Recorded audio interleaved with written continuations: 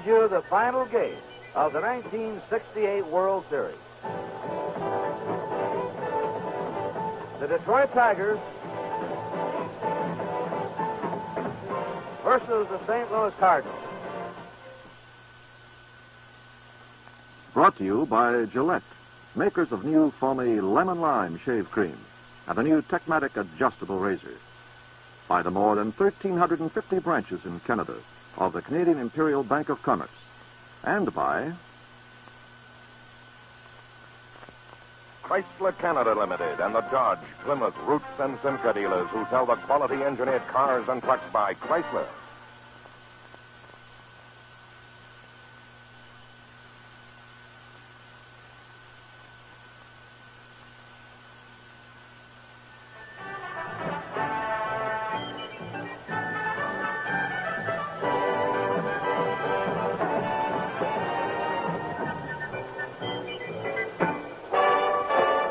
And the biggest subject among the ball players today and the Cardinals and the Tigers, the weather.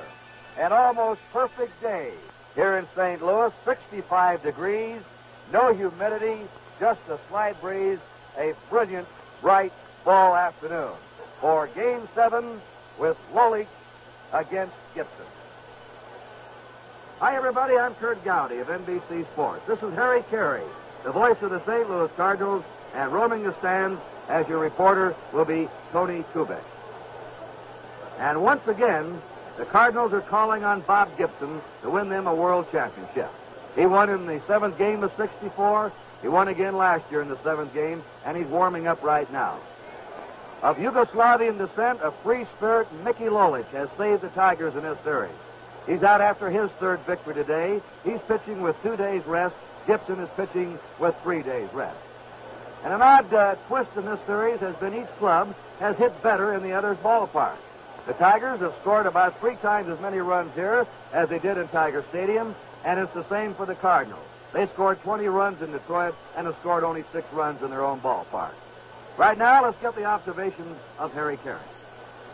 Coach, they've gone through about 35 exhibition games, 162 regular season games, and here now it comes down to just 9 innings of baseball to decide the world's champion. Bob Gibson, who pitched the decisive 7th game last year, could become the first pitcher in baseball history to win 3 games in 2 different World Series. Mickey Lolich, who's been outstanding for the Tigers, makes it look like a tremendous pitching duel coming up. I don't know who's going to win this one, Kurt. I don't think anybody in the world could possibly know it. Around the field here, the stands are being filled. There'll be another capacity crowd of better than 54,000 people. You know our ballpark now, I'm sure, 330 feet down the left field line. Over in left center, it's 386. And the Detroit Tigers find this ballpark just as friendly to their hitters as their home ballpark, even though this one is supposed to be much harder to hit home runs in. As Norm Cash said, though, Detroit's got the kind of hitters that doesn't make any difference about the ballpark. On around into the right field corner where Bob Gibson is just warming up. It's 330 down the right field line just as it is down the left field line.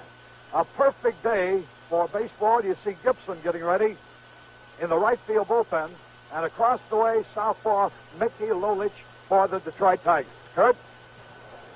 Bob Gibson has allowed just 1 run in these 2 games. He shut the Tigers out here in the opener, and then he allowed them 1 run at Tiger Stadium. Mickey Lolich came back to even this series in the 2nd game when he defeated the Cardinals 8-1. And, of course, in the big game for the Tigers, the game that kept them alive, after allowing the Cardinals 3 runs in the 1st inning, he became stronger as the ball game went along.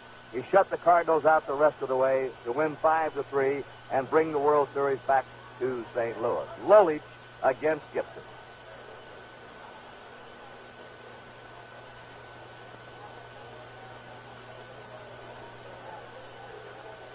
And now we're going to have the introduction of the players and the playing of our Here are the national lineups for Game 7 of the 1968 World Series. Here is the manager of the Tigers, number 10, Mayo Smith.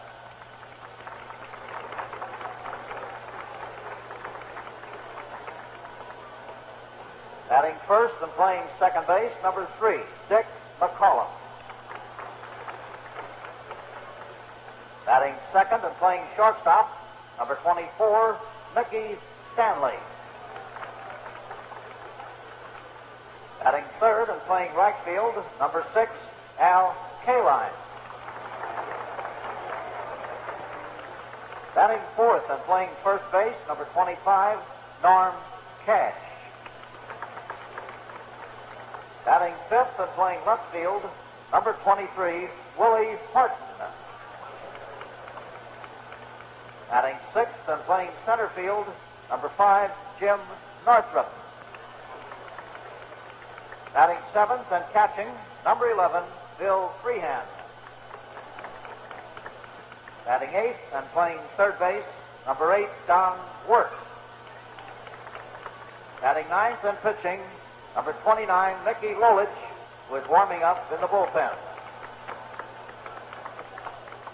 And here are the remaining coaches and players of the Detroit Tigers.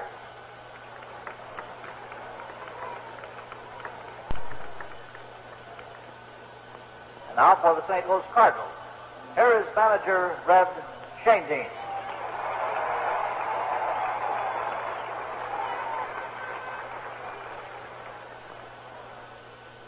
Batting first and playing left field, number 20, Lou Brock.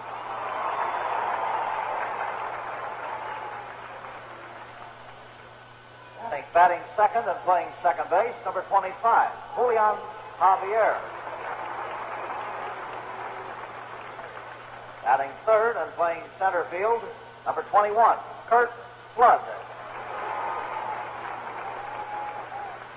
Batting fourth and playing first base, number 30, Orlando Cepeda. Batting fifth and playing third base, number 18, Mike Shannon. Batting sixth and catching, number 15, Tim McCarver.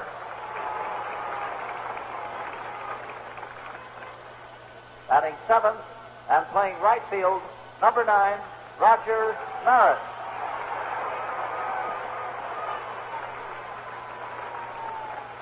Batting eighth and playing shortstop, number 27, Dal Maxwell. Batting ninth and pitching, number 45, Bob Gibson, who is warming up in the bullpen.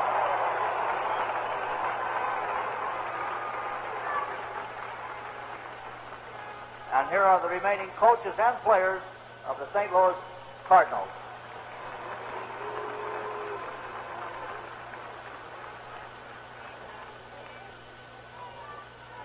Ladies and gentlemen, please rise for the national anthem, which will be played by Dick Renner's band and will be sung by the wife of the Cardinal manager, Mrs. Red Schoendienst. Oh, say, can you see by the dawn's early light what so proudly we hailed after twilight's last gleam? Through dark and bright stars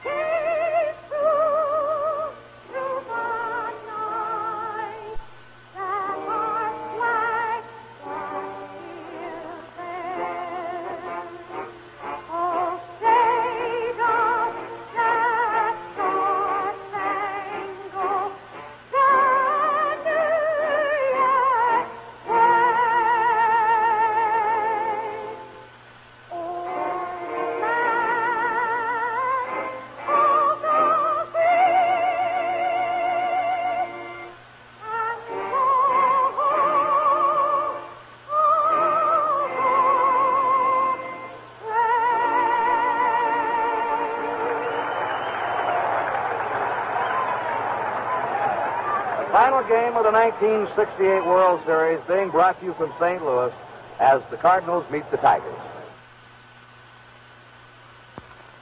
Yes, sir. Up periscope. Up periscope. Bearing 150. Ship ahoy. You've got Dodge fever. Van Matt Monaco. Design 69. Take a long, slow look. Luxury line of comfort on a 122-inch wheelbase to give you a big car ride at a popular price. Under the hood, there's engine room for up to 440 cubic inches. New Superlight makes night driving super safe. Concealed windshield wipers keep the lines clean as a clipper ship. Inside, you're in command, in first-class comfort. Dodge is turning up the fever now. Get your cheer for new Dodge fever now. Dodge fever at your Dodge dealer.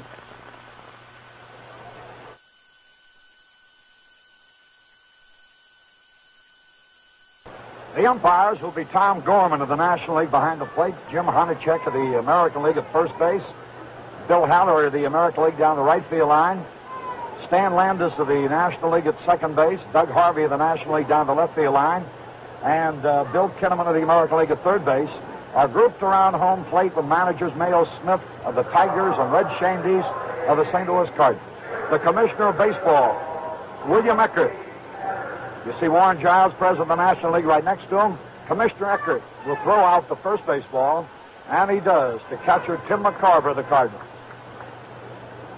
Returns the baseball to him. I think they're going to do it again. Well, no, that's it. Doesn't need a retake this time, and the commissioner has the souvenir of the ball that he tossed into play. As Kurt told you, just an absolutely beautifully perfect afternoon for baseball. We pause briefly for station identification.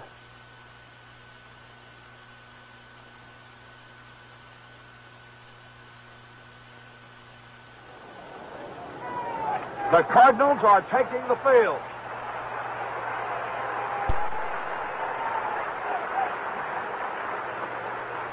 The lineups. Dick McAuliffe at second base for Detroit. Mickey Stanley at shortstop. Al Kaline, a big hero, in right field. Norm Cash having a great series at first base.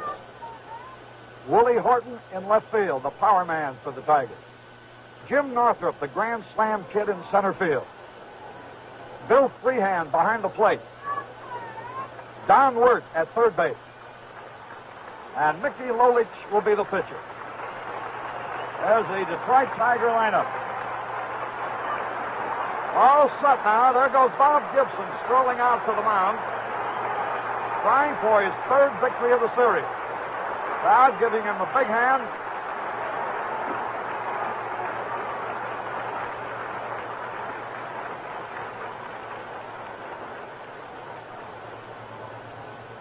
Here's the St. Louis Cardinals lineup. Lou Brock in left field.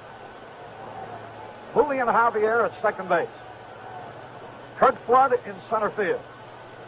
Orlando Cepeda at first base. Mike Shannon at third base. Tim McCarver, the catcher. Roger Maris in right field against the southpaw. Down Maxfield at shortstop. And Bob Gibson, the pitcher. And now, before I turn the microphone over, I just want to say, not only a great sportscaster, as you all know, but I just want to tell you what a wonderful gentleman, and whose friendship I so highly value. A tremendous fellow who makes a guy like myself feel so at ease doing a job like this. Just one of the greatest guys in the world, ladies and gentlemen, Kurt Gowdy. Thank you so much, Harry, and good afternoon again, everybody. And Dick McAuliffe in the batter's box. Bob Gibson, 32 years old, from Omaha, Nebraska. Once again, carrying the load for the Cardinals in the final game. McAuliffe batting .261 in this series. A typical Bob Gibson pitch. A fastball on the corner. That's what the Tigers talk about. Is how Gibson's on the corners all the time. Never gives you a good pitch to hit. There's his curve. That That was the pitch that was so effective in the first game of the series when he set the record-breaking 17 strikeouts. No balls, 2 strikes to Dick McCullough. Playing him as a pull hitter to the right. 1-2 now.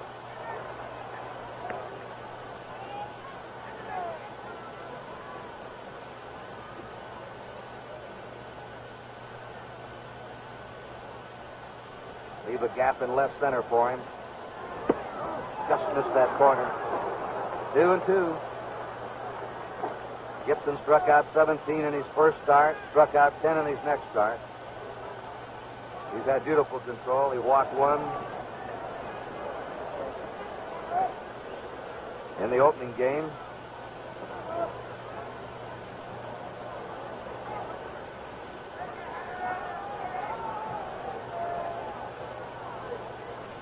And he had 2 walks in game 4. That's low inside. So from a 2-strike count, it's a full count now, 3-2 to Dick McCullough.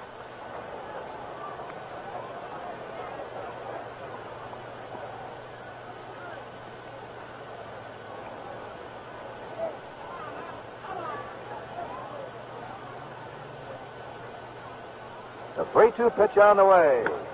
A high pop foul. Cepeda squeezed right up against the box seats, leans in and has it.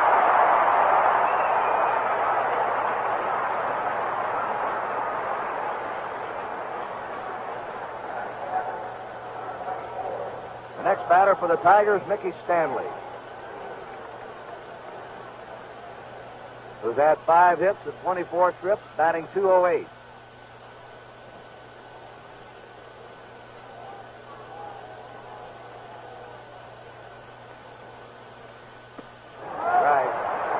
Will Mickey Stanley be the regular shortstop for the Tigers next year?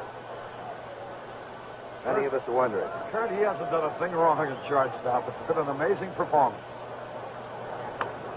Right to the box, a line drive. Stanley lines out to Gibson. Gibson, a marvelous all-around athlete with quick reflexes, good fielder, good batter, helps himself. He wins 3 or 4 or 5 games a year with his fielding and batting besides his pitching arm. And here's been the star of the series for the Tigers, along with Lolich, Al Kaline, batting .440 in the series and leading the series in runs batted in with 8. He's had 11 hits. A ball to him. Hard to remember when 2 players have a chance to break the base hit record for a World Series. The record's 13. Kaline has 11. Brock has 12 hits.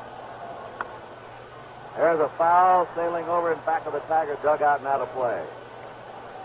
1 ball, 1 strike. Well, you heard Gibson being interviewed yesterday by Tony Kubek, and he was asked who's the toughest hitter in the Tigers, and he said Kaline. Al's had 3 hits and 8 times up against him. 2 down, first inning, no score. A 1-1 pitch to Kaline. Ball 2, 2-1.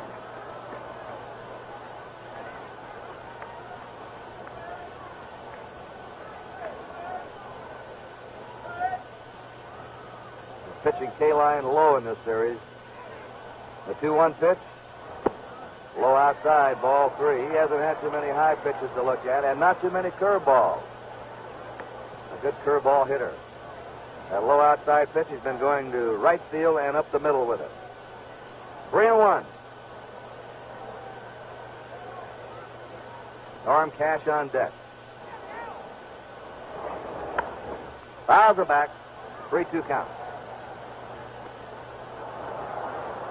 Bob Gibson was not knocked out of the box once this season. That's how consistent he has been for the Cardinals. He pitched 13 shutouts during the regular season. There's strike 3 at third and fourth.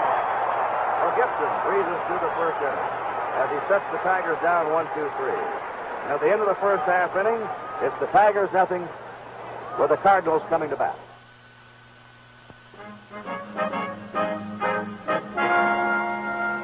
In this remote part of Canada, people depend on the river. And by river, regularly as clockwork, Canadian Imperial Bank of Commerce brings banking service to them.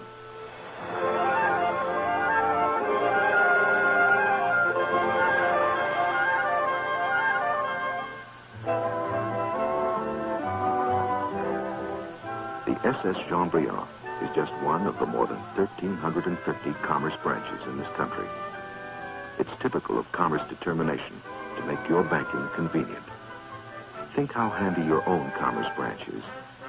Here's why. Because the commerce has more branches than any other bank on this continent. Bank of Commerce, Bank of Commerce. One of the world's great banks. Michael Stephen Lolich, 28 years old, trying for his third World Series victory.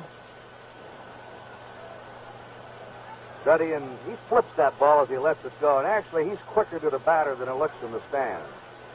He's what the ball players call sneaky fast. His stuff is always moving. His fastball runs in, runs out. A good sharp slider and curveball, and he's usually down low. And for the first time this year, Lolich is pitching with 2 days rest. Lou Brock has been effective against Lolich. Brock has had 4 hits and 8 times up in the 2 games he's faced Lolich.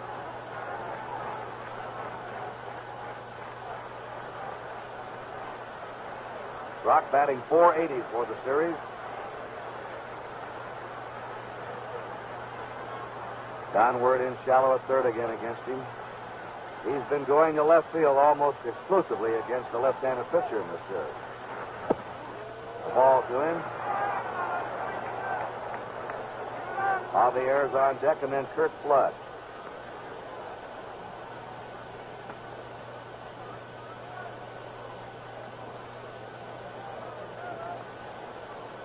Lolich has been a strikeout pitcher in the series, too. He struck out 17 in 2 games. Fouled out. He's had very good control.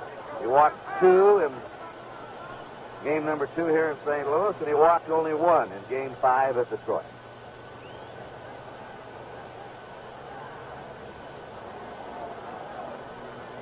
One ball, 1 strike to Lou Brock. No score, last of the first inning.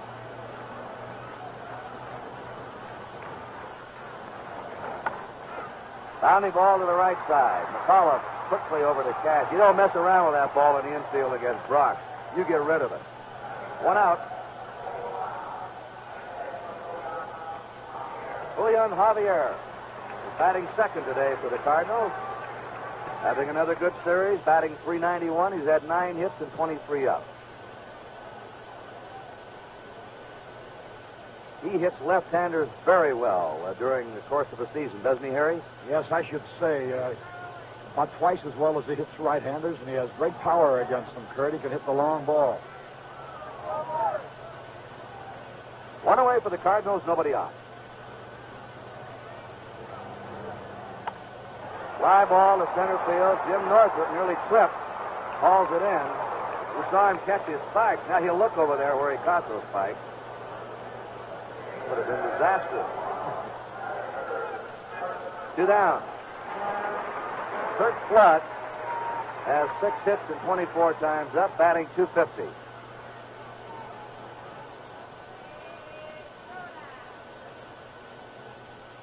Usually when Lolich is right, they're hitting the ball on the ground against him, and that sinker of his is working. Tough pitch inside. Ball 1. I remember Bob Lemon, Harry. He was a sinker ball pitcher, and he liked to have his arm a little bit tired. We'll explain that in a minute. A 1-0 pitch. He's quick with that one, 1-1. He always said that if he was strong and fresh, that he had a tendency to get the ball up. And a sinker ball pitcher likes to pitch low. When his arm was a little tired, his sinker would work better, and he'd be keeping the ball down low. Change up, missing. 2-1.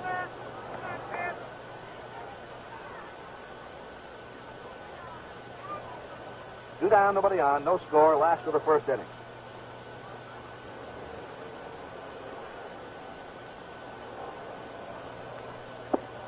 That curve breaks low and inside. 3-1 to Kurt Flood.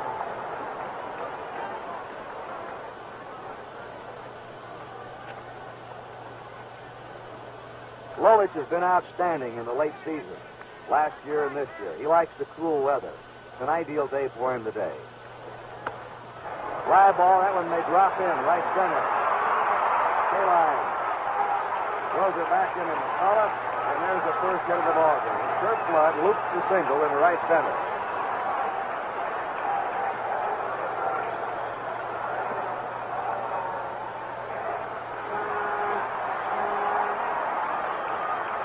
Orlando Cepeda has had 7 hits at 25 times up, batting .280. He leads the Cardinals in runs batted in this series with 6. He's hit 2 homers.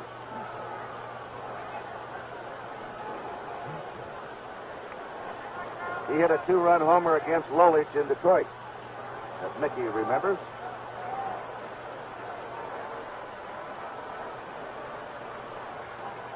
Flood getting his lead.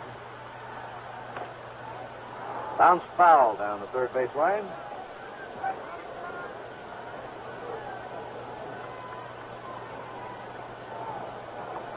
Standing room only in the bullpens today. They've got everybody out there. Every pitcher is in the bullpen of both clubs.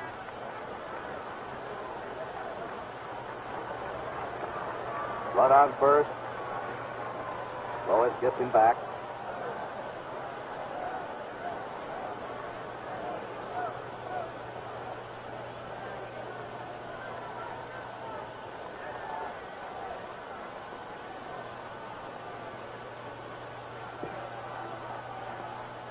One strike pitch to Cepeda.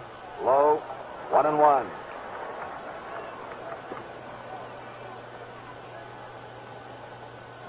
That's the Tiger bullpen. Out in deep left center. The Cardinals are in right center. The Tiger bullpen in the sun and the Cardinals in the shade.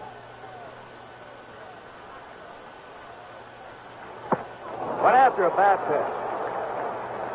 1 ball, 2 strikes. And there's the Cardinal bullpen.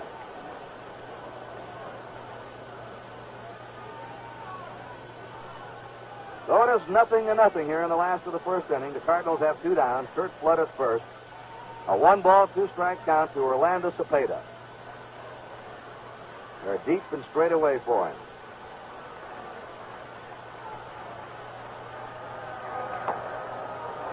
A low outside pitch that he went after again. That's 2 pitches he's gone after, Harry, out of the strike zone. Ball must be hard to pick up or something. He swung and one over his head, and this one was way low and outside, as you pointed out. And he usually has a good strike zone.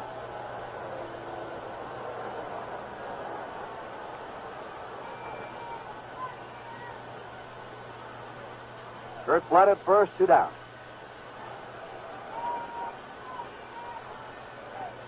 Lolich ready now with his pitch to Cepeda. And that's a foul ball. Hit hard down the left field line.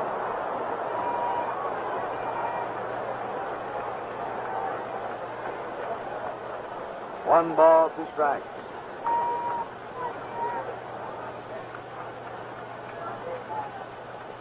Mickey Lolich, from August 6th until the end of the season, won 10 games and lost 2.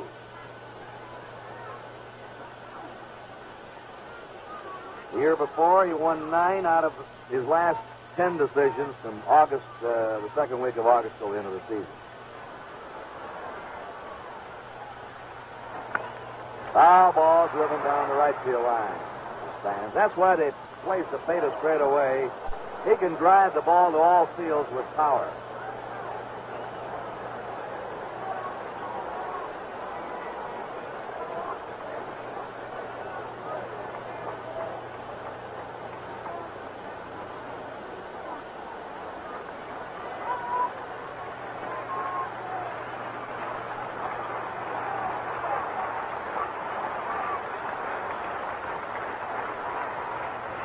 Cardinal fans starting that rhythmic clapping. The 1-2 pitch. Curve breaks low inside. Kurt Lolich seems to have real good stuff. Stuff's moving. He moves the ball around, too, Harry. He's in and out with it. pitching a little more deliberately today than he did the previous two games. 2-2 count. Runner going. Ball three. The throw is high and flooded.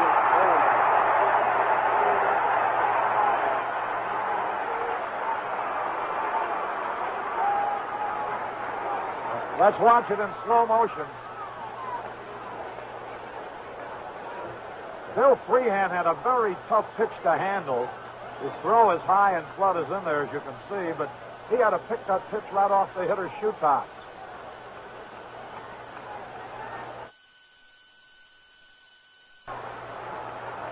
We have our first scoring opportunity of the game now. The Cardinals have Flood at second. That's his third stolen base of the series. There are two down, and a 3-2 count to Cepeda. With Mike Shannon on deck.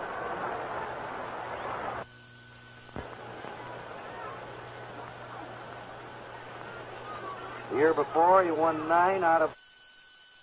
We have our first scoring opportunity of the game now. The Cardinals have Flood at second. That's his third stolen base of the series. There are two down, and a 3-2 count to Cepeda. With Mike Shannon on deck. Ball 4.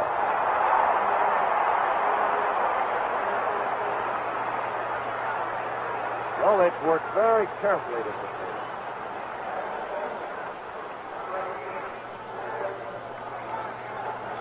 Game being brought to you in living color, exclusively on NBC, where America watches more sports than on any other network. Mike Shannon batting .280, 7 hits, 25 times up.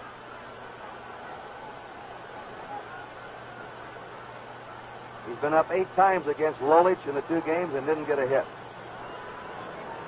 Flood's at second, Cepeda's at first. 2 down. That curve is missing for him now. He's low and inside with it. It's breaking down and into the right-hander. As Harry pointed out, he's had a good curveball.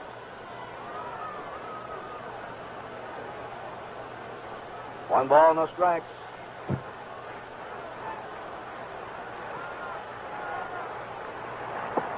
Goes after it, 1-1.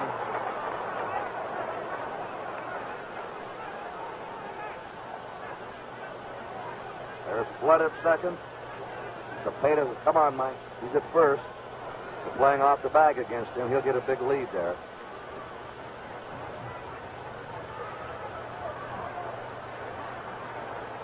One ball, one strike.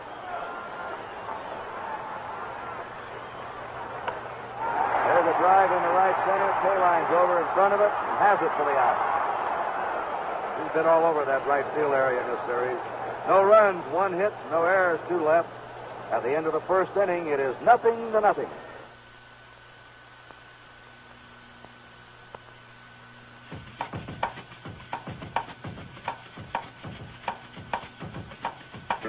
Just look what Plymouth up tonight. The all-new Plymouth Fury for 1969. So big, so beautiful, so fresh in design, it's hard to believe this is a popular priced car. Fury has more comfort, more roominess, more luxury, and behind the wheel, more excitement.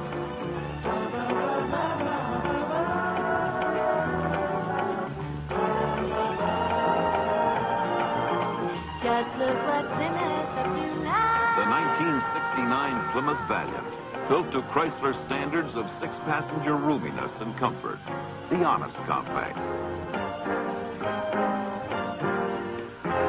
Fury, Valiant, Barracuda, and Belvedere at your Plymouth dealers. Well, this is our last baseball telecast of the season on NBC, but we'll be back next year with the Major League Baseball Game of the Week every Saturday afternoon. Baseball is moving into divisional play, next year. They'll have playoffs, All-Star Game at 9, the World Series, and we hope you'll be with us next season. Norman Cash.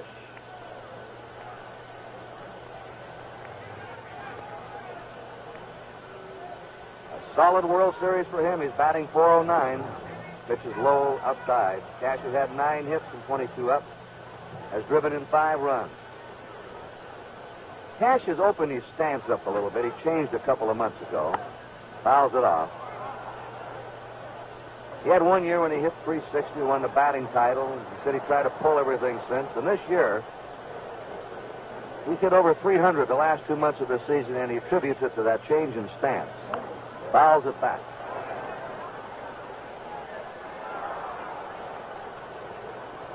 He's going to left, center, right, although he's normally a full hitter.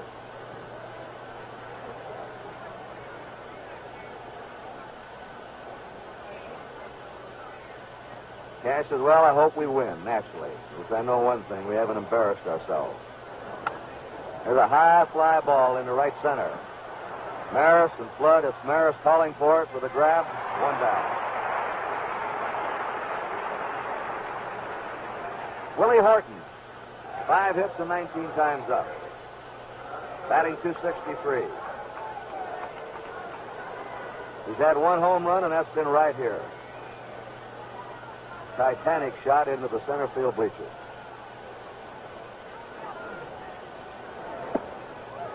Fastball's in tight on him.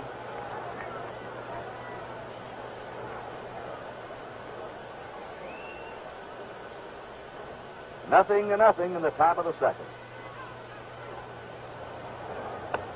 Foul back. Gibson's throwing hard as usual. The two coaching at first, Wally Moses, and over at third is Tony Cuccinella. Two factors the Tigers talk about Gibson is how hard he throws from the first inning to the ninth inning. There's his breaking pitch here. He's got that one going today. He's going to really be rough. That's the pitch he had going in the first inning. And also they talk about how he hits the corner so much. One out. Nobody on the 1-2 pitch. Just outside to Willie Horton. 2-2.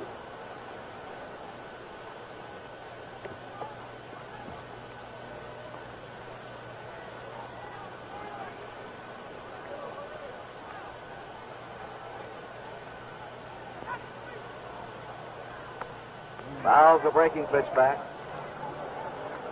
That hung up over the plate for Horton that time. He had a murderous swing at that one. One away, bases empty. 2-2 to Willie Horton.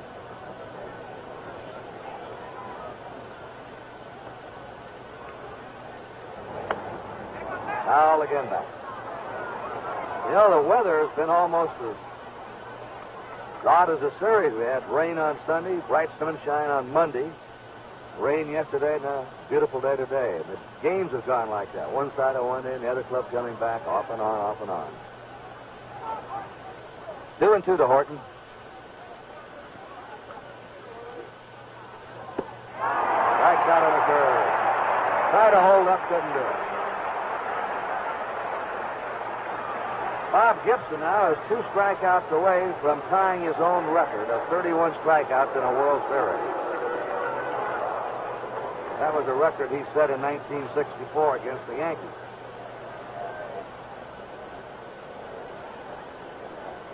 Here's the Grand Slam kid, Jim Northrup. Takes it high for a ball. Northrup batting .208. He's had 5 hits in this series. 2 of them have been home runs.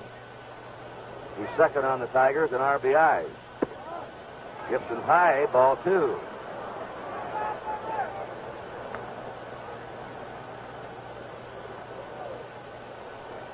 Two down, nobody on. The score, 0-0. Top of the second.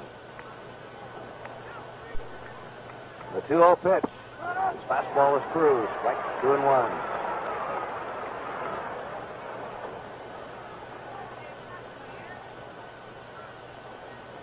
Jim Northrup. Fouls it back. 2-2.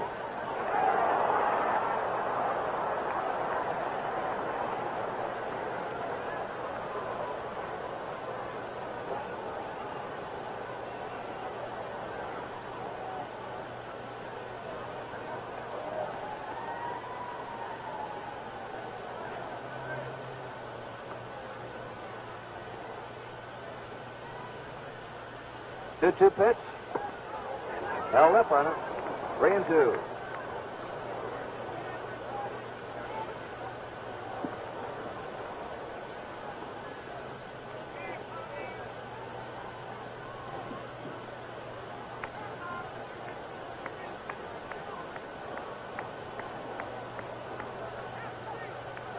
3-2 pitch. Right down on the curve. The curve has been Gibson's big pitch. That's his third strikeout. 3 up and 3 down. At the end of an inning and a half, it's the Tigers nothing and the Cardinals nothing. Wherever you are, whatever you're doing, feel confident. Stay dry with new Right Guard Antiperspirant, a completely new product from Right Guard. Right Guard Antiperspirant is a new defense against perspiration. It contains a tested agent that checks perspiration wetness. Feel confident. Stay dry. Get new Right Guard Antiperspirant in the silver can. 10 more blades to go. 5 blades to go. 3. Just 3 blades to go.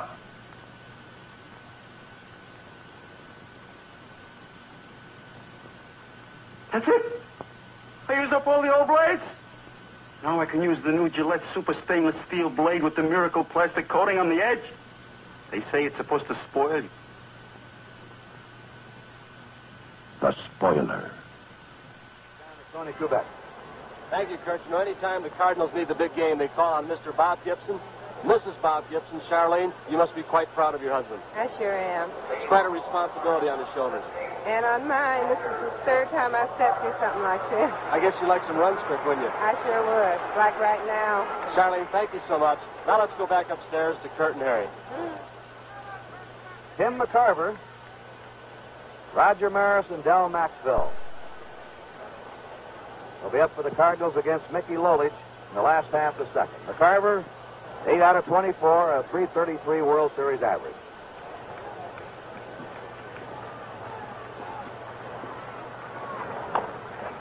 Ropes a foul down the first base line. Dick Sisler coaching at first for the Cardinals, and Joe Schultz at third.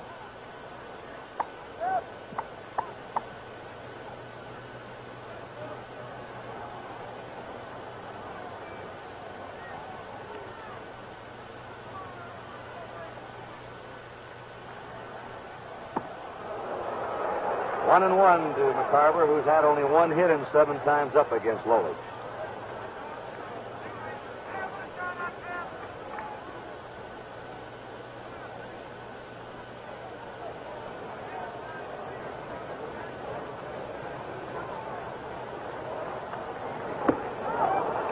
Ty Hardman, 1 and 2.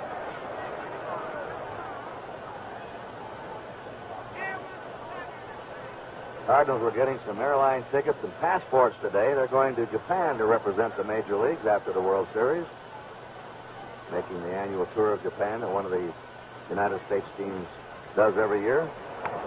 Fouls it back. Nice catch of a souvenir in back of us.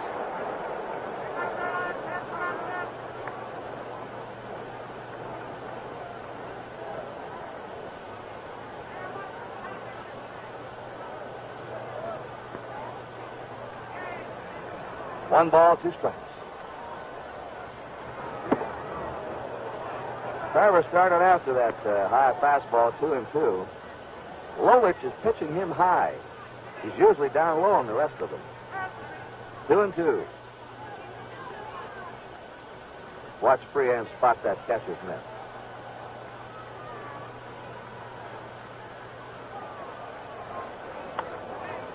A foul back again. Well, with 2 days rest, Lolich has thrown more pitches here in the first inning and this inning than he did in either of Game 2 or Game 5.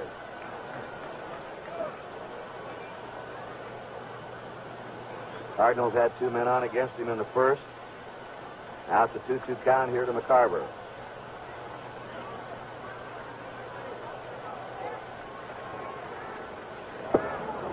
His curve just missing. Gibson's curve has been his pitch. He's been hitting with his curveball, and Lolich is missing with his. That doesn't mean it'll stay this way. 3-2 to Tim McCarver. Nobody on, nobody out.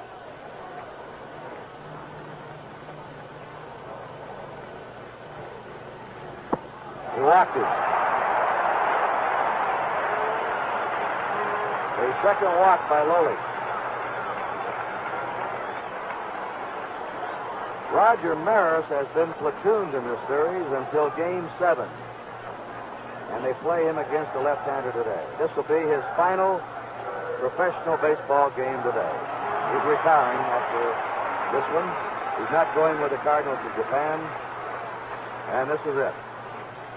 And so will it be for Eddie Matthews of the Detroit Tigers after a long and wonderful career, both in the National and American League. Eddie Matthews will retire from baseball after this game. They've both bruised up a few pitchers in their time. Yeah, they've hit a few balls out of the park. McCarver on first, nobody out. The score, 0-0, last of the second. Roger Maris, the batter. And there's Lowly's curve missing again. And now they have, I believe, sent the call to the Tiger bullpen. I see some stirring around out there.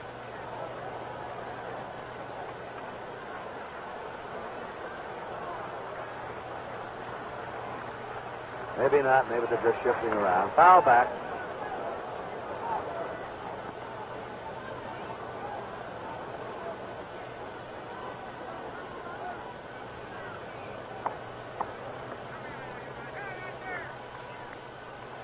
One ball, one strike to Maris. That's McCarver on first. Nobody out. 0-0. Last of the second.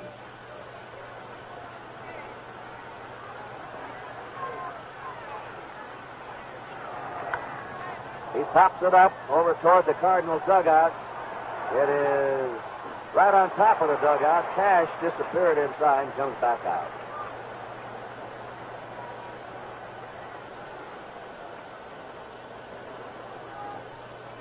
Dick Sisler gives him a rib.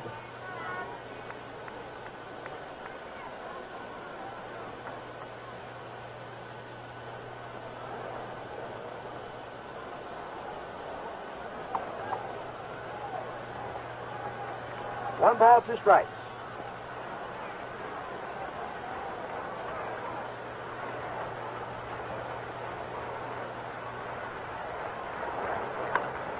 Line drive on one hop to Stanley, steps on second, throws to first, double play. Holding at first was McCarver. He thought that ball had been caught. He didn't want to get doubled up. But that skidded right in front of Stanley, who came up with it, stepped on the bag at second, and fired to first. Double play. 2 down, nobody on. Are you sure Stanley never played shortstop before? Well, there's 2 former shortstops in this ballpark today. Pee Wee Reese over in radio, Marty Marion in the Stadium Club. They have to be admiring his play in this series. Including our own Tony Kubek all over the place. Tony all over the stadium. 2 down, nobody on. Dal Maxville, the batter, still looking for his first series hit. Bounding ball, downward to Cash. That's it. And the Cardinals are out. No runs, no hits, there were no errors, nobody left. At the end of 2, it is 0-0.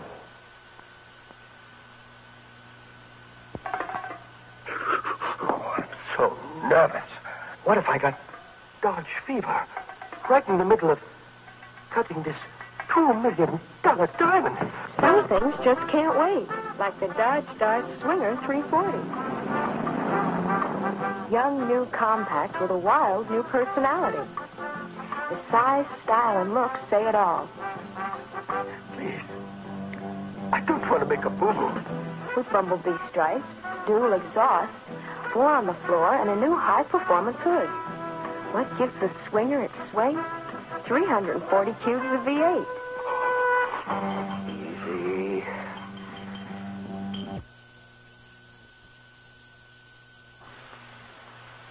This game is authorized under television rights granted by the Commissioner's Office solely for the entertainment of our audience. And any publication, reproduction, or other use of the pictures, descriptions, and accounts of this game without the express written consent of the Commissioner's Office is prohibited. Bob Gibson will pitch to the bottom third of the Tiger order. In the third, Freehan, Wirt, and Lowly. Bill Freehan has had 1 hit in 20 times. Serve is outside. Harry, he went in for his first lick in batting practice today and broke his favorite bat. He says, what a World Series I'm having. Got a good sense of humor. He hit himself a little bit. Maybe that's what he needed, was a new bat. Looks like Gibson's slider that time for a strike. 1-1. Kurt, I've never seen Gibson throw so many breaking balls as he is in this game. 1-1 pitch. Fastball lined in the center at Kurt Flood. One away. Well, Bob Gibson now has retired the first 7 batters he's faced. Don Wirth, 1 hit in 14.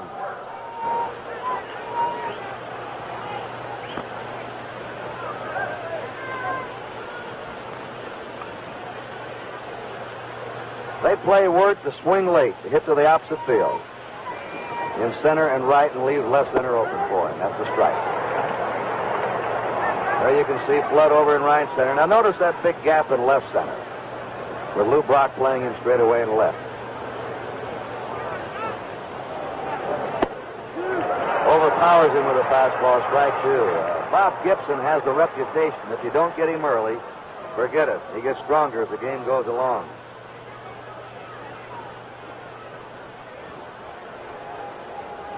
The 2-strike pitch. And Gibson has tied his own all-time World Series record. That's his 31st strikeout in this series. He struck out 31 in 3 games against the Yankees in 1964. This is his 4th strikeout today. And he's been really consistent in strikeouts. This is his 21st inning, and he's had at least 1 strikeout in 19 of those 21 innings. Strike the lowest. I think he's been quite a hitter. He's had 3 hits 8 times up in a series. And he had a home run here. Strike 2.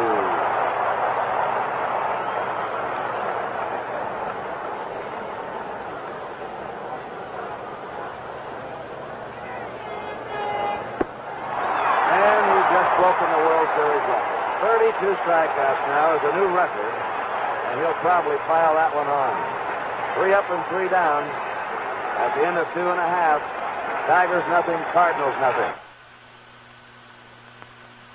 Once you get off the beaten track, weekend driving can be fun. Though sometimes the unexpected can happen, especially when your wife is with you. The chair that looked just like it matched Granny's set didn't, of course. But it's astonishing the number of things she's always wanted. She's never mentioned till now.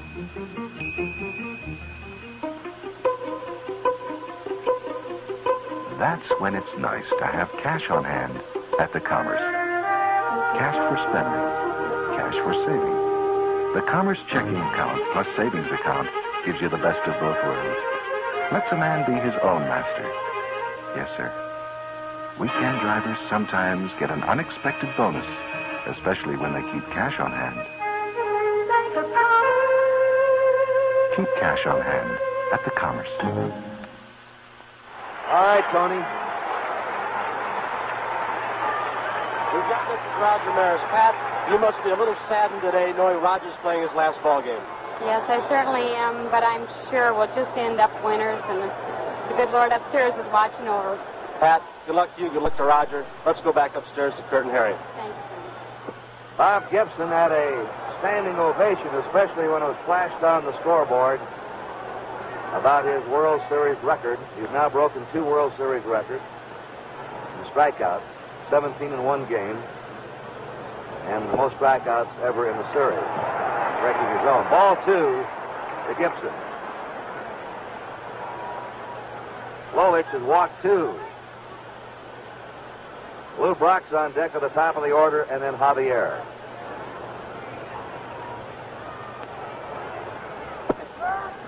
Lolich fires a fastball through for a strike.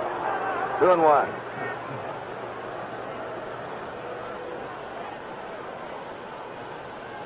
Gibson dangerous with the bat for a pitcher.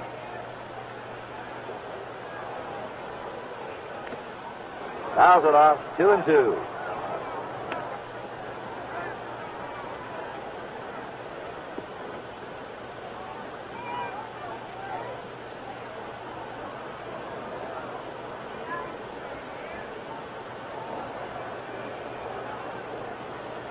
The only pitcher to ever hit 2 World Series home runs. He's had 2.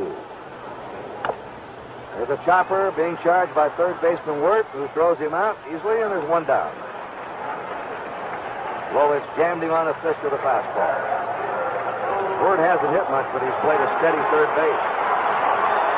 Lou Brock rounded out his first time.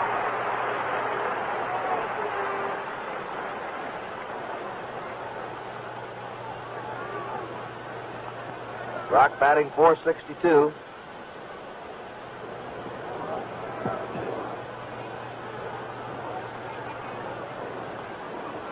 He has the highest lifetime batting average of any player who's played, and this is for a World Series competition. Any man who's ever played in the series. There's a good curve in the corner for a strike. 0-0. The Cards have 1 out, nobody on, last of the third. Pounding ball again to the right side. McAuliffe throws him out, and that ball took a funny skid. We've had several bad hops in this series, and they've all been headed toward the second baseman. Well, they say keep Brock off the bases. Lolich has done it twice. I was thinking the same thing. Till today, every time you look up, he's been on somewhere. Javier flied out his first time.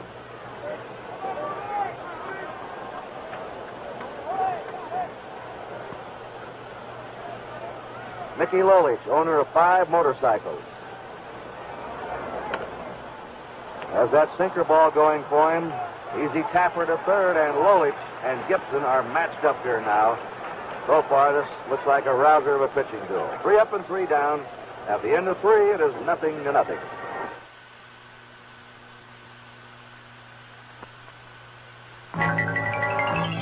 Just look what Plymouth's up to now. Meet the beautiful 1969 GTX, one of the exciting Plymouth Belvedere line that includes Roadrunner and Sports Satellite. GTX is all sport, all luxury and comfort. From any angle, GTX is a great-looking performance car at a down-to-earth price.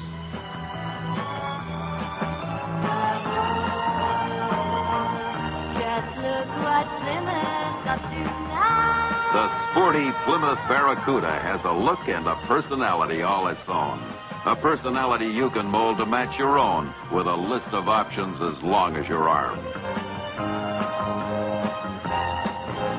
Fury, Valiant, Barracuda, and Belvedere at your Plymouth dealers. This is Kurt Gowdy with Harry Carey, Tony Kubek from St. Louis. I'll straighten that out next time, Tony. Dick McAuliffe fouled out his first time, batting .250. We're at the top of the Tiger batting order now. McAuliffe, Stanley, and Kaline. Gibson. There's a high drive to right field with Maris backing up just a bit. 1 away. So the first 10 men up for the Tigers have gone down.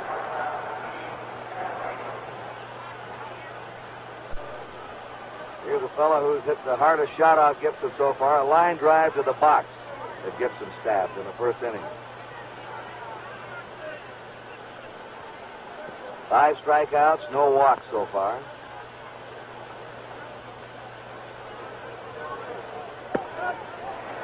Strike. Lolich looked a little wobbly in the first inning, but he's breezed the last 2 innings.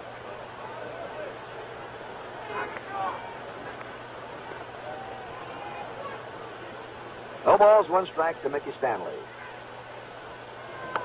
Foul back. The count quickly goes 0-2.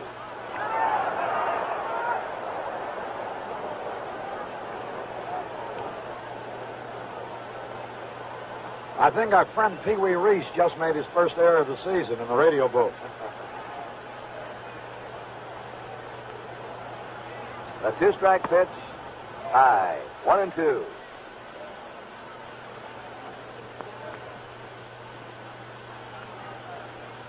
Gibson is bearing down now on another record. Most strikeouts lifetime in a World Series.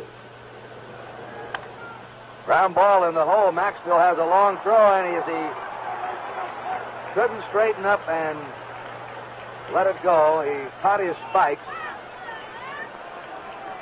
That is a single, an infield hit for Mickey Stanley. Looks like he's hurt his right foot or his leg. Well, there's the first base runner for the Tigers. That would have been a tough play for Maxwell anyway, because Stanley can run. Maxwell had a long throw from deep in the hole. Fastball outside the K-line. Each team has had one hit. K-line struck out his first time. 0-0 in the top of the fourth.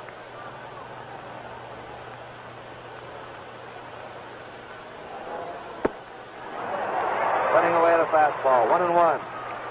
Kurt, you mentioned what a good fielder Gibson is. What makes... That would have been a tough play for Maxwell anyway, because Stanley can run. Maxwell had a long throw from deep in the hole. Fastball outside the K-line. Each team has had one hit. K-line struck out his first time. 0-0 in the top of the fourth.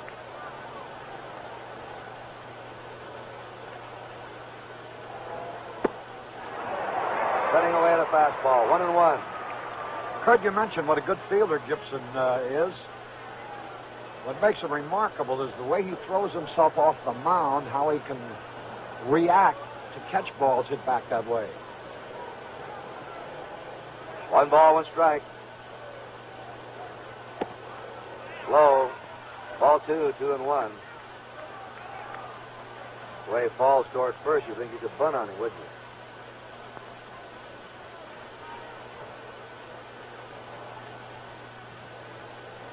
Two and 1 to K-line.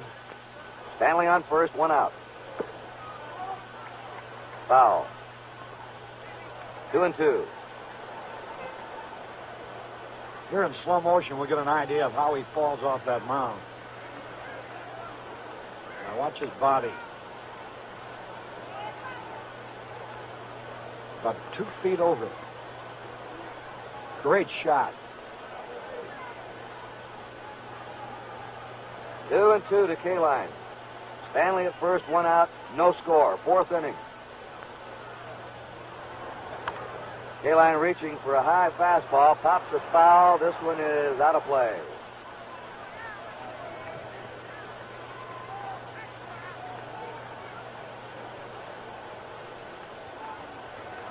Whitey Ford has 94 strikeouts in his lifetime in a World Series.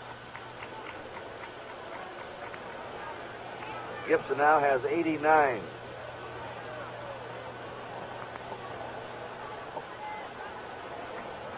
Two and 2. Strike 3 to Carolina. Got him looking at a fastball. 6 strikeouts in this game for Gibson. And of course, every strikeout he records now, he will put the frosting on the strikeout record for 1 World Series. Already holds a 1-game record, a 1 World Series record, and he's bearing down on the all-time World Series record. Norman Cash flying to right field his first time. There are 2 down. Stanley's on first. Cash slams it. Foul. Oh, he tagged that one. Got around on him a bit too much.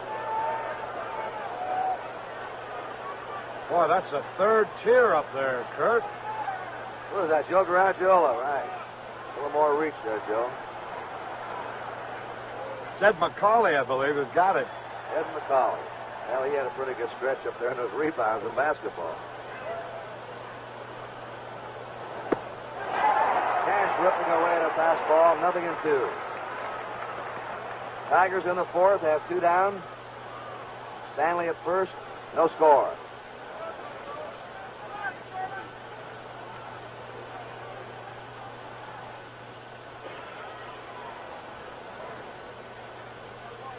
Gibson's throwing more fastballs now, Harry. He frequently does that. goes along with a pitch that's particularly effective for him, and then changes to other pitches. Pitch out. I think what happened, Kurt, the first few fastballs he tried, they weren't exactly the Gibson fastballs, so he went to his breaking ball, his curve and slider. Now apparently he's found his fastball again. 1 ball, 2 strikes to Norm Cash. The curve is a little bit outside. 2-2. Willie Horton on deck for the Tigers. If Cash does something, he'll be up next.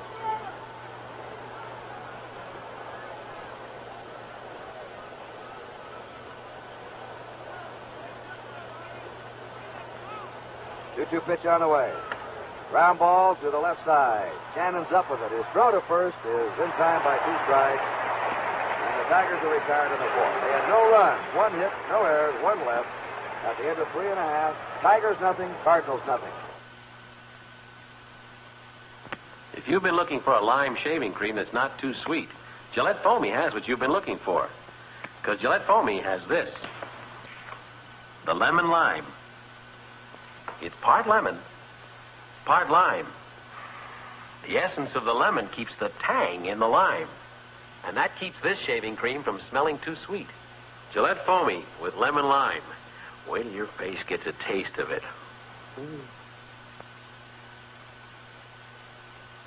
Take razor in right hand. Right hand. Now press button A. You'd think to change your old Techmatic razor into our new adjustable Techmatic might be a big deal. But all you do is take out your old cartridge and put in our new one. It not only has all the advantages of the old Techmatic, but it now adjusts for a closer shave. You also get one other little satisfaction. You did it all yourself. Kurt Flood is ready to go now. Flood, Cepeda, and Shannon. One thing you could have bet on in this series is the attendance here every day. 54,692 just been announced. Ball 1. That's been the attendance announced every day. That's everything they can sell, including standing room. Mickey Lolich. Pitching to Kurt Flood. The count 1-0. High, ball 2. Flood singled to right his first time. He has the only hit off Lolich.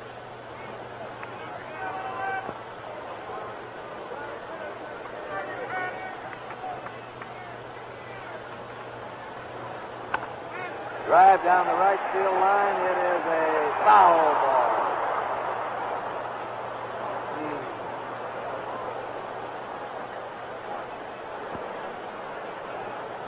A game of inches, isn't it?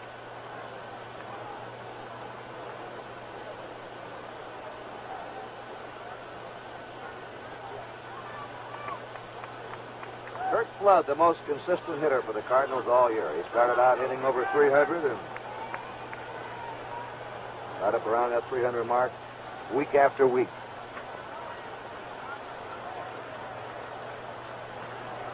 Nobody on, nobody out.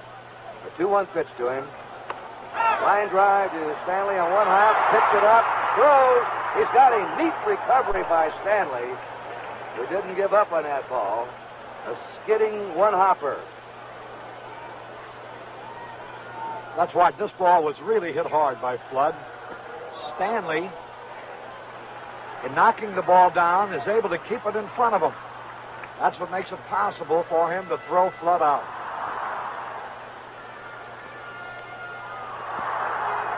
He has that sidearm throw, Harry, but he put something on it. Just going to say, he gets a lot on his throw.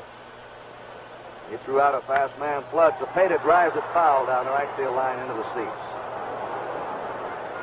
1 out. Nobody on. Nothing. Last of the 4th inning. Lolich perhaps has not been as spectacular as Gibson with all the Gibson strikeouts so far, but Lolich is getting his job done too. Bounding ball. Nice stop by Ward if he can come up with it. His throw. He's got him. That was a tough play. Off to the left. Second hop was coming up sharply to him. And he hung with it and threw him out.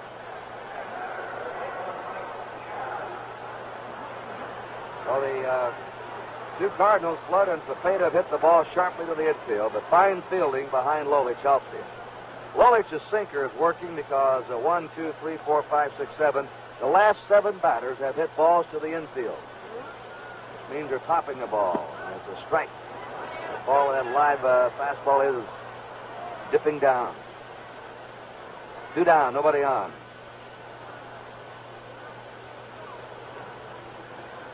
Mike Shannon fouls it back. It's 0-2 to Shannon.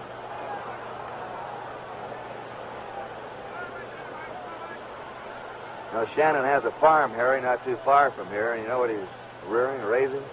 Quail and wild turkeys so he can hunt.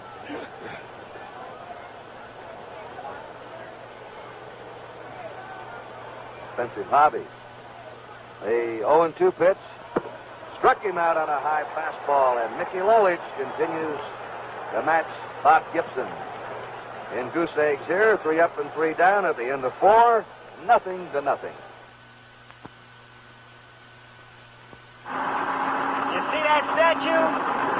They picked me to bring it in. I handle my cranes with finesse. As long as I don't get Dodge fever, no sweat. Right? Right. It's a thing of beauty, isn't it? 1969 Dodge Charger SE. Charger excitement in a stunning new special edition. Packed with extras that aren't extra on this one. So far, so good. In here, a world of vinyls and leathers and wood grain luxury. A new front grille just for looks, and an optional 440 Magnum V8 just for kicks. Easy. Oh, no.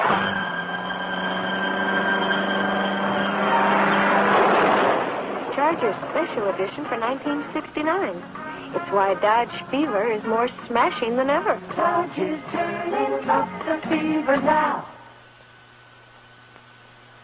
All right, Tony, who do you have now? Kurt, one of the top people in the basketball world, Mr. Ben Kerner, former owner of the St. Louis Hawks, but also a great baseball fan. Ben, we're having a heck of a series. It sure is, and there is nothing that can compare to a drama of a World Series game. It's just amazing. Especially Lolich versus Gibson. Well, I've watched Gibson about a dozen times this year. He has to be the greatest pitcher in baseball. Mr. Kerner, thank you so much. Let's go back upstairs. Willie Horton starts it off for the Tigers in the 5th. He struck out his first time. And that first pitch to him was high and inside for a ball. Horton, Northrup, and Freehand for the Tigers. 2-0. When Horton's up there, the Cardinal outfield plays its deepest against any other Tiger hitter. Look at him, way out there and around toward left. Now they're just waving Curt Flood a bit toward straightaway center. Serve is inside, ball 3. Gibson has not walked a man so far, and he struck out 6. I would be a bit surprised to see Horton given the green light on this 3-0 pitch. Right in there, 3-1.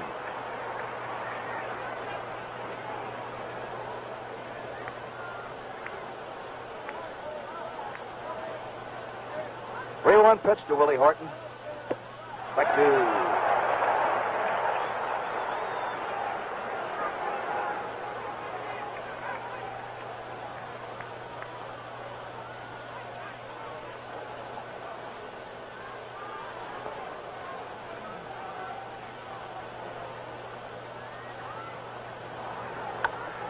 high pop up to the right side.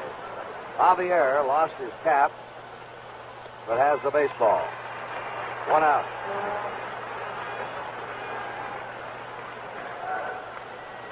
Jim Northrup struck out his first time.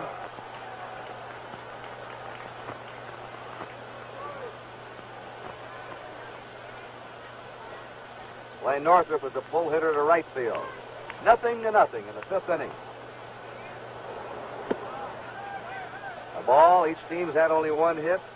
The only base runner for the Tigers has been Stanley, who had an infield hit in the 4th. With 2 out in the 1st, Flood single, Stoll second, Cepeda walked. The Shannon flied out to end that inning. The Carver walked in the 2nd, and since then, Lolich has retired 8 in a row.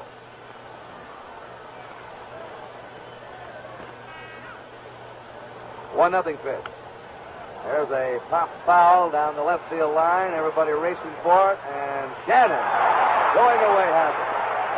Boy, what plays we're getting in this game. Now, this is the way to cap off the series with a brilliantly played game like this, Harry. Whenever you find outstanding pitching, here's the slow motion on Shannon's excellent play in foul territory. With his back to the infield, he makes the catch. Kurt, when the pitchers are sharp, as Lolich and Gibson are, you see more good defensive plays because the ball players are on their toes and they're ready to move with every pitch. When the pitcher's dilly-dallying around and is behind, the infielders can't be alert. There are 2 down now. Nobody on and Bill Freehan up. Fouls it back. Freehan lined to center field his first time. No runs, 1 hit for the Tigers. No runs, 1 hit for the Cardinals.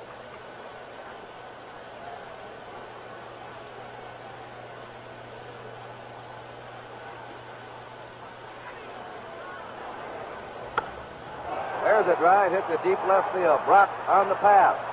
Right on the edge of it for the out. Freehan's hit the ball hard twice, but to an outfielder. 3 up, 3 down. We've gone halfway, and there is no score.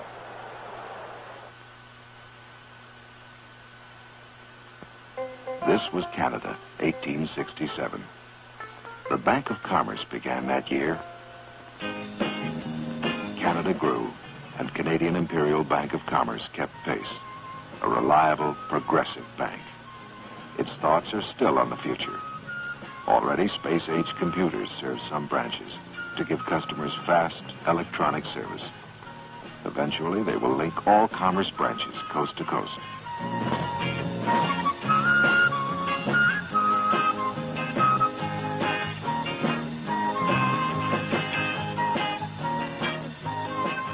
Also for the near future, commerce cash dispensers. Conveniently located so that you can get instant cash day or night. Bank of Commerce, Bank of Commerce, Bank of Commerce, Bank of Commerce. One of the world's great banks. You know, Joe DiMaggio will make a 17-day tour of military hospitals in the Pacific, along with 3 active players at the close of the season. The trip was arranged by the Commissioner of Baseball, William D. Eckert, in cooperation with the Department of Defense and the USO. Outfielder Rick Mundy of the Oakland A's and pitchers Ron Klein of the Pirates and Ron Taylor of the Mets will accompany DiMaggio and Arthur Richmond of the Mets to the Pacific. And now for the last part of the game, a fellow who for 24 years has sold baseball and the Cardinals and thrilled the fans and his vast network around here and who's done another outstanding job on the World Series. Proud to turn it over to Harry Carey. Harry? Thank you very much, Kurt. Hello again, everybody. Bottom of the 5th inning, decisive game of the World Series. No score. Gibson against Lolich. Each team has had a hit. McCarver leads off the bottom of the 5th. He walked his first time at bat. 26 years old, the player-rep of the Cardinals from Memphis, Tennessee. Had an off season during the regular year, hitting only .253. High and inside. Lolich has now shut the Cardinals out 12 innings in a row. Gibson has blanked the Tigers the last 10 innings he's faced them. We're having the pitching duel that previous performances would indicate we would have today. Chase the curveball, and Lolich has a good one. And he drops down sidearm to the left-hand hitters with it. 1 ball, 1 strike. There's Red Shandies.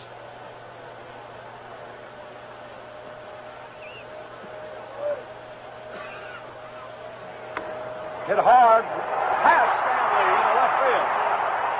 That ball took a skipping hop, didn't come up for him. And it'll be a base hit for McCarver. That's Tim's 9th hit of the series. And here's Roger Maris, and the Cardinal crowd now has become alive.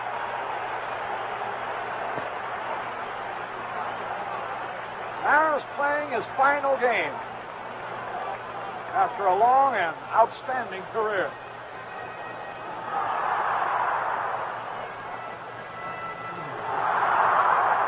34 years old. This is his 41st World Series game.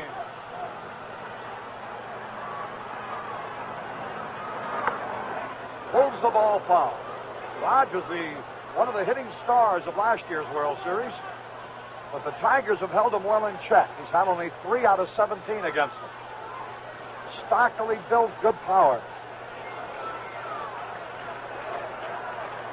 This is his 7th World Series.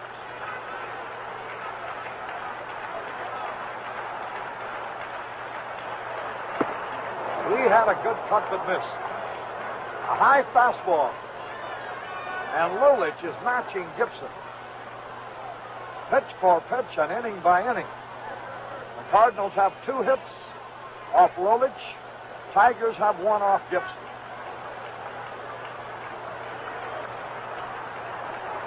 Carver lead. Curveball inside. 5 of his World Series premieres were with the Yankees. He's been with the Cardinals 2 years. He's played in 2 classics. Now, Carver can run for a catcher.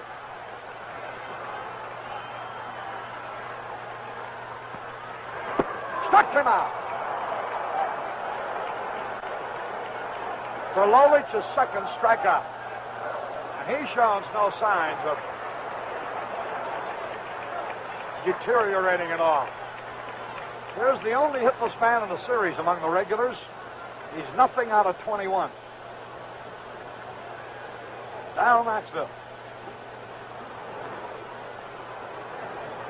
He's 29 years old from Granite City, Illinois. Graduated from Washington University here in St. Louis with a degree in electrical engineering.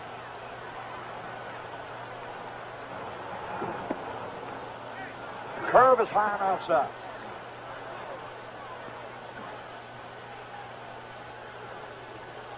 No score, 5th inning.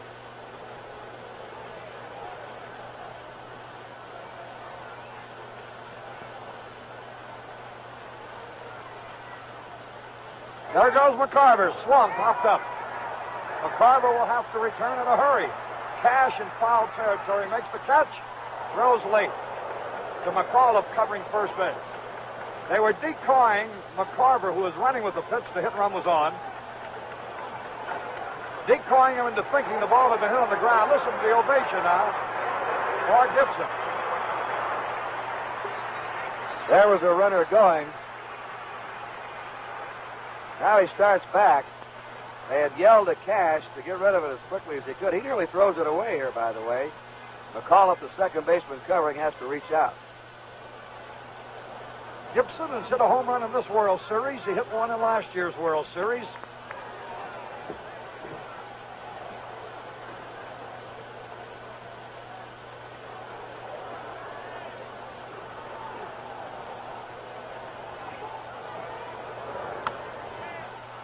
High pop fly that McAuliffe calls for. That retires the side with no runs, 1 hit. No errors, 1 left.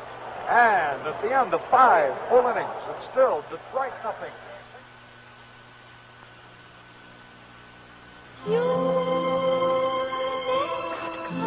Announcing your next car, the great new Chrysler.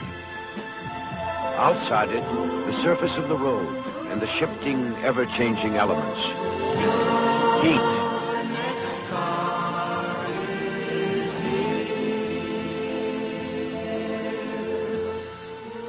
The wind. Water and noise. The uncontrolled elements. Inside your next car, a controlled environment. A quiet cockpit where miniature memory systems monitor and complement your every driving habit. Your next car is The controlled environment is here. In your next car, the great new Chrysler. We pause now for station identification. This is the CBC Television Network.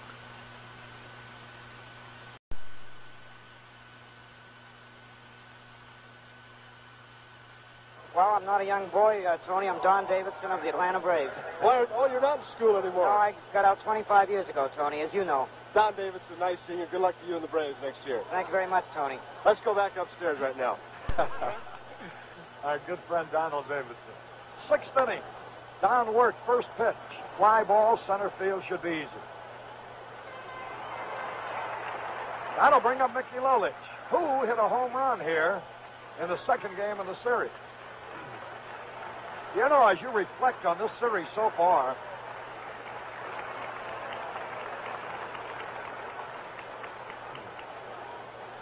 the performance of Lolich becomes even more outstanding. He has kept his team in this series to a point where they could win it all right here today. Not even to mention, there's a smash. Javier on one hop will throw him out. Ball was hit hard. To think what the audience would have been deprived, Kurt, if Mickey Stanley had not been able to play shortstop. To think that an Al Kaline would not have been in this World Series is almost a tragedy. That's right. And one thing the Cardinals talk about Lolich is after he gave up the 3 runs in the first inning of Game 5, the way he battled back and held on. They said that's what showed them what a good pitcher he was. Dick McAuliffe, the second baseman, takes a curve in there, a strike ball. McAuliffe fouled out and flied out. He's had 6 out of 25 in the series. Hit .249 during the season with 16 homers.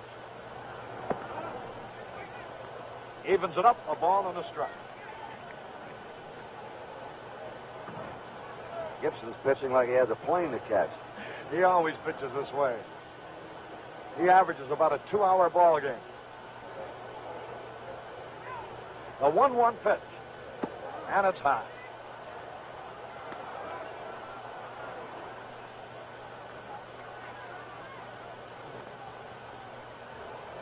Two balls and a strike.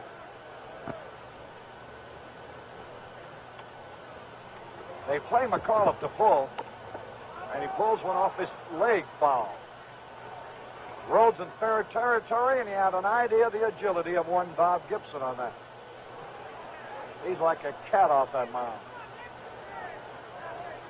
Well, he was a great all-around athlete.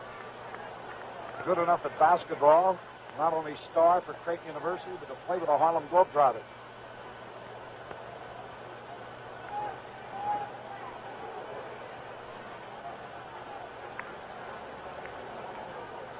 Two pitch. No score in the 6th. There's a fly ball. Deep, but it'll be caught. Flood waits. 1, 2, 3, nothing across. At the end of 5.5 innings, it's still Detroit nothing, St. Louis nothing. Wherever you are, whatever you're doing, feel confident. Stay dry with new Right Guard Antiperspirant, a completely new product from Right Guard. Right Guard Antiperspirant is a new defense against perspiration. It contains a tested agent that checks perspiration wetness. Feel confident. Stay dry. Get new Right Guard Antiperspirant in the silver can.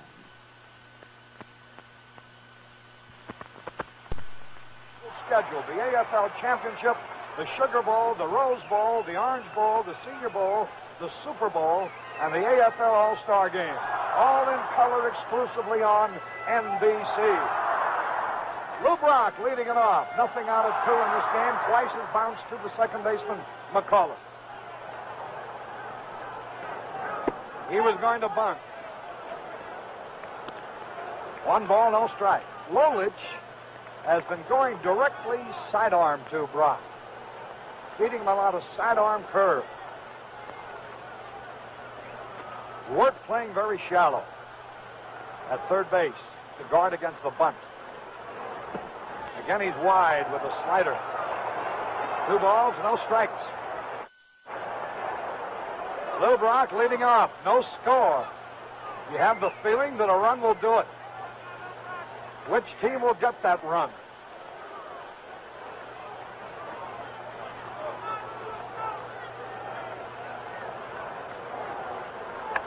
Base hit. Lou Brock's 13th hit of the series. That ties Bobby Richardson's record for most hits in the World Series. Now Javier comes up. Nobody out. That's the second inning in a row that the leadoff man has had a base hit. McCarver led off the fifth, but nothing happened. Brock is on.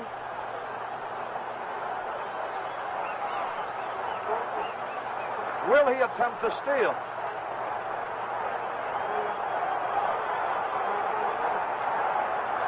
Harry Carl and Lou Cusserow will keep a closer eye on him than even anybody here on the diamond tent. Good job. He may have almost been crossed up.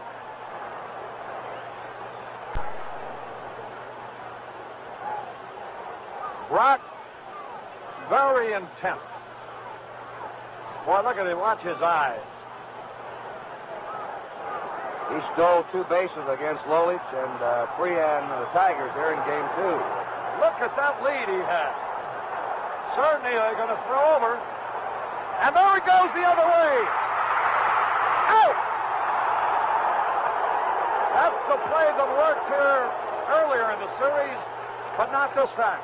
He just dared him to make that throw to first. Cash fired down to Stanley, and they have the tag on him.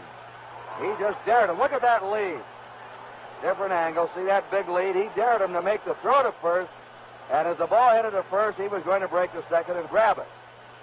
But Cash had a perfect strike down to Stanley to get him. A big play for the Tigers now to rub Brock off. Now Javier batting with nobody on base and 1 out. Bill Freehan been out talking to Mickey Lulich. No score. A tense battle here in the decisive game. Lulich against Gibson.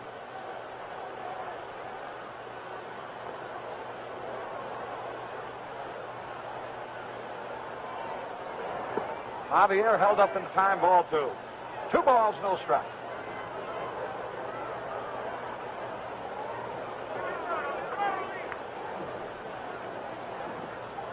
You know, being associated with just one ball club, we don't see NBC's great sports crew too often. And here's a pitch, and it's a strikeout.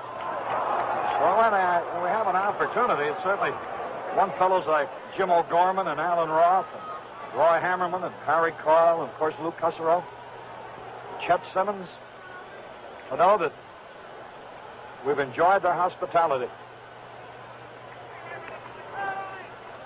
2 balls and a strike. Line smash to Stanley. Boy, he's been sucking him up down there at shortstop. About 4 or 5 wicked shots hit at him. And now Flood comes up. He singled in the first and stole a base. 2 men are gone.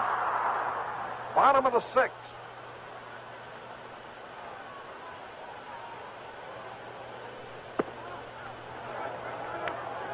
Lolich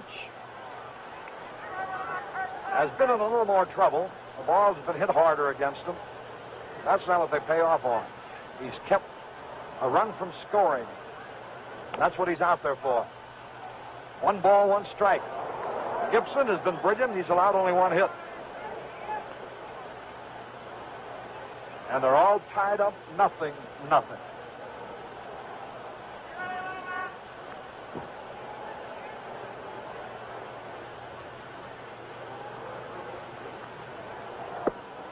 Curve inside. You know, he has a good assortment of pitches. He can come over the top, and he can crossfire or sidearm left-handed hitters. He's got a good fastball. It seems like 2 kinds of curveball.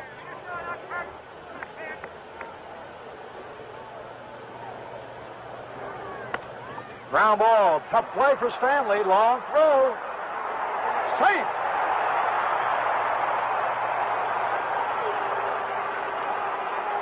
cashed in an adagio split. Trying to get that ball as soon as possible. But Flood legged it out, and now here's Cepeda.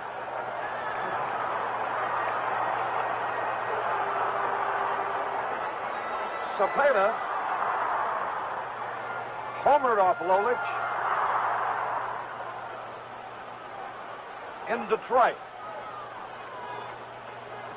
Orlando is 7 out of 26 for a 269 average. Flood has base stealing speed.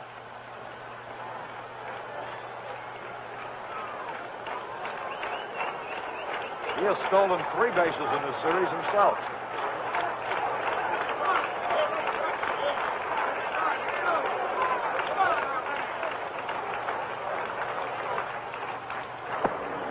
The slider barely missed. They like to pitch Cepeda in tight, like to jam him with the ball. You make just a little mistake and don't get it in far enough, it can hurt you.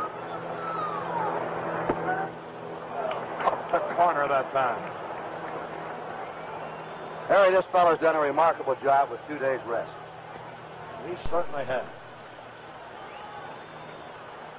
1 ball, 1 strike.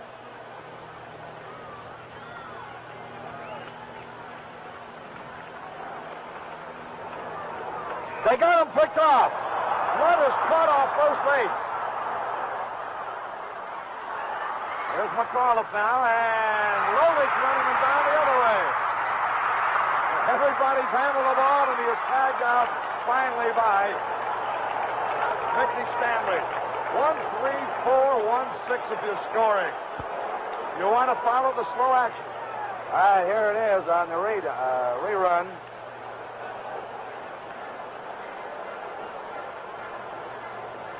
That's Lolich, now the pitcher.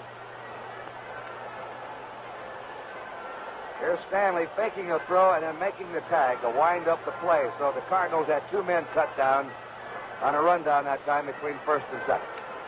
So it was 2 hits, no runs, no errors, nobody left. And at the end of 6 full innings now, still nothing.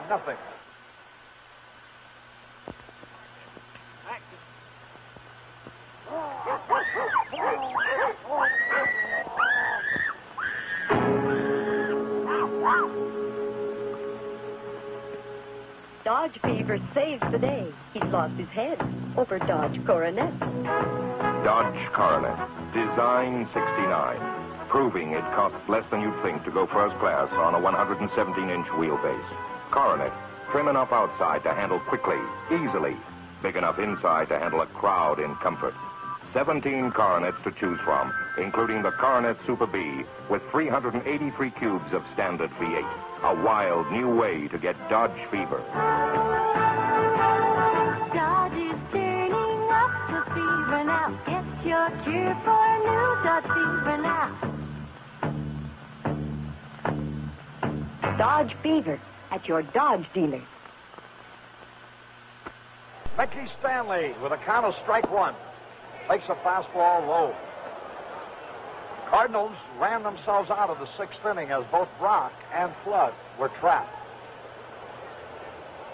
And now it's the 7th.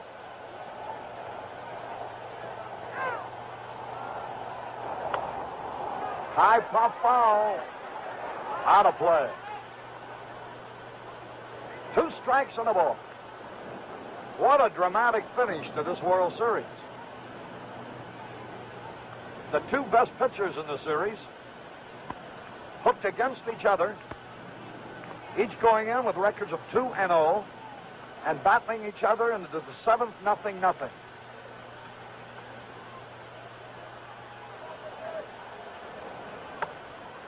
Half swing, foul ball. Boy, that just missed inches being an extra base hit as Stanley had tried to check his swing.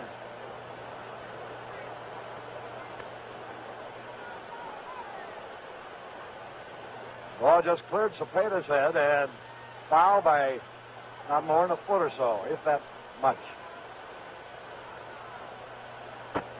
2 strikes and a ball on Mickey Stanley. 1 out of 2 in this game. Strike 3 call. The 7th strikeout for Gibson. He's approaching Whitey Ford's record for World Series strikeout. Mayo Smith of the Tigers, Red Shane East of the Cardinals. The leaders of the two clubs. Here's Kaline. Bouncing ball, Shannon. Dissipated, 2 away. And Gibson refuses to give in to the pressure put on him so heavily by the fine performance of Mickey Lolich. Here's Norm Cash. He's had a fine series with 9 out of 24. Hitting .375. A real home run threat.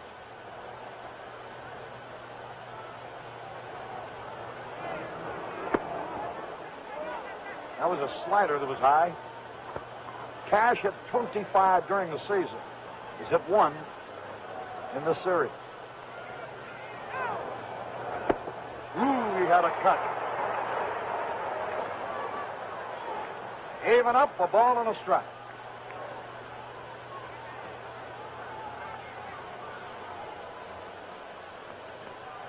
How much bothers him? Well, there's a 1-1 pitch. Low and outside. You know, if I were Phil Wrigley, the owner of the Cubs, I'd make a trade for Cash because what an advertisement he is. He's got a lot of chewing gum in his mouth all day long.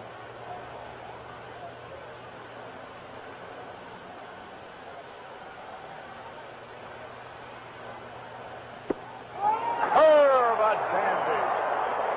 Boy, that snapped in there.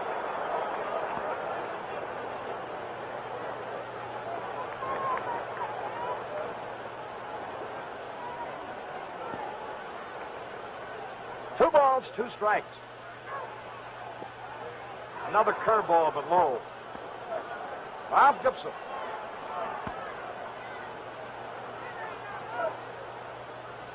Hasn't walked anybody today. He has fanned 7. He's allowed 1 hit, an infield hit.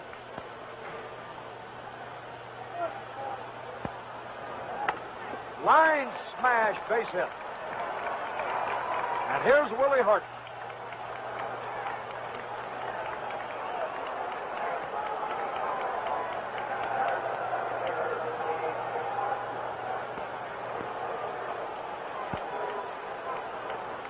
Horton is the type of hitter you don't dare make a mistake on. And even if you don't make a mistake, he's strong enough to hit anything out of the ballpark.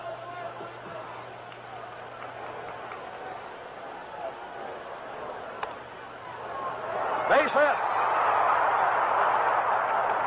And the Tigers now made their first threat with 2 out base hits by Cash and Horton.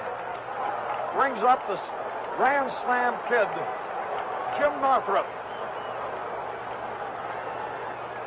He's had 2 homers and 6 runs batted in the series. He had 21 homers and led his team in runs batted in during the season with 90. He's had 1 out of 9 against the pitching of Gibson, and that was a home run. That was the only run that Gibson's permitted in this series.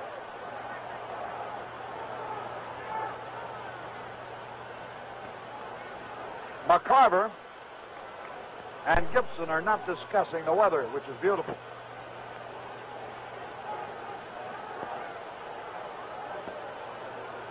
Northrup hits the ball to all fields.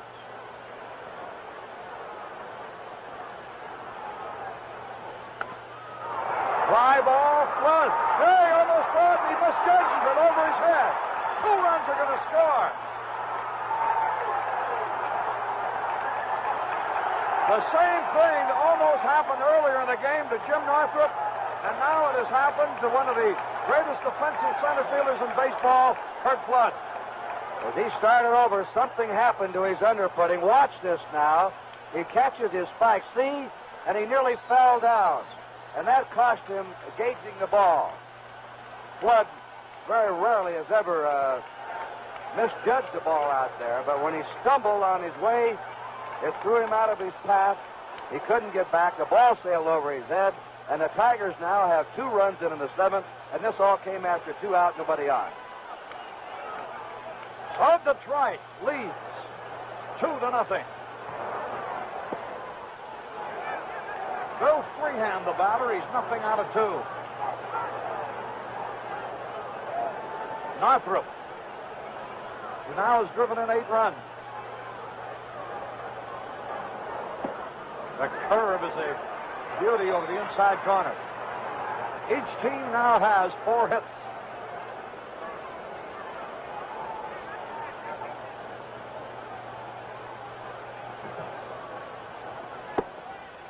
Two balls and a strike.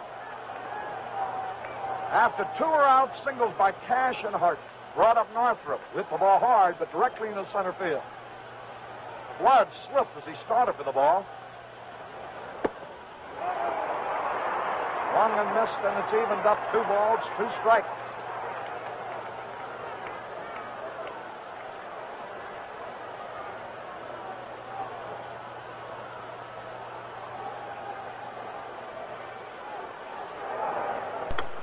Long drive, left center field. Brock on the run. Can't make the play. A base hit. Another run is in.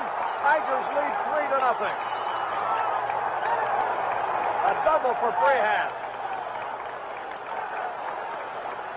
And that Detroit dugout now is a happy place.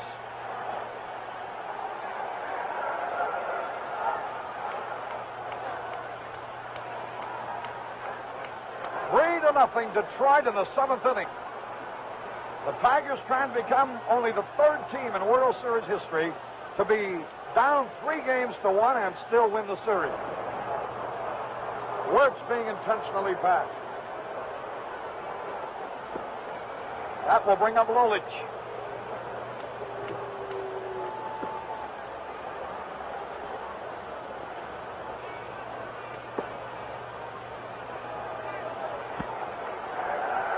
Mickey Lolich, who has shut the Cardinals out for 6 innings.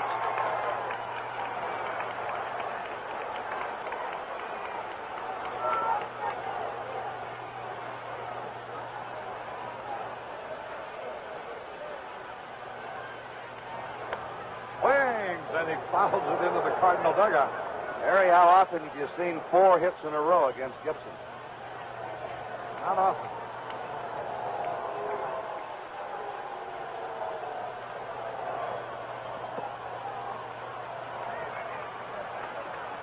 Lolich, fanned in the 3rd, bounced out in the 6th.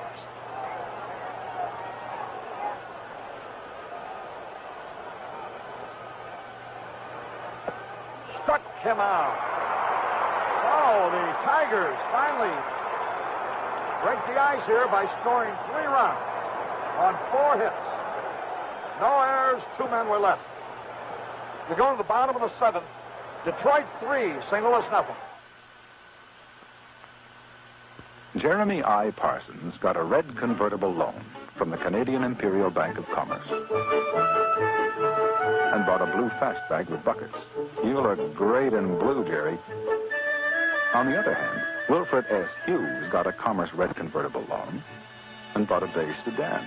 After you pick me up at the hairdresser's, you could... Wilfred, watch out for that truck. Wilfred, it says no left turn. Take me down to Mary Jane's here. Well, sure beats walking, eh, Willie? Meanwhile, Miss Charis B. Holmes got a Commerce red convertible loan and bought a pickup truck. How do you like them apples, eh, Charis? Wouldn't you like a Commerce red convertible loan? You might even get a red convertible. Whatever you want, from cars to cameras, boats to broadloom. Get it with a bank plan loan from the Canadian Imperial Bank of Commerce. You'll find it easy to arrange. Just talk to the man at the Commerce.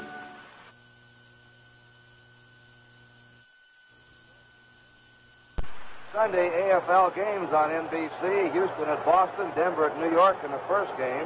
Second game with a big one, San Diego at Oakland, and Cincinnati at Kansas City. Right now in the final game of the World Series, the Tigers have broken through 3-0. Mickey Lolich, pitching with 2 days rest now, has the lead. Let's see if he can hold it, Harry Carey. Orlando Cepeda, who walked his first time and bounced out his other time, is at the plate. St. Louis trails 3-0. There's no tomorrow. This is it.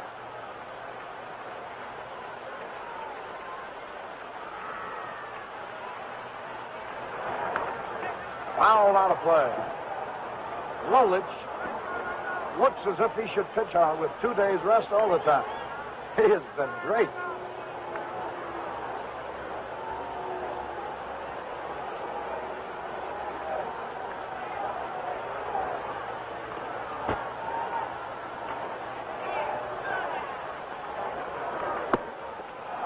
Chased a high fastball.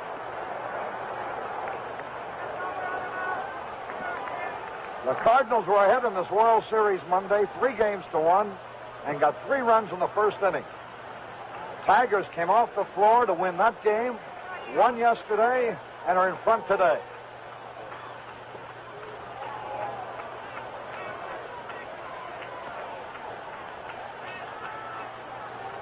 Two strikes and a ball.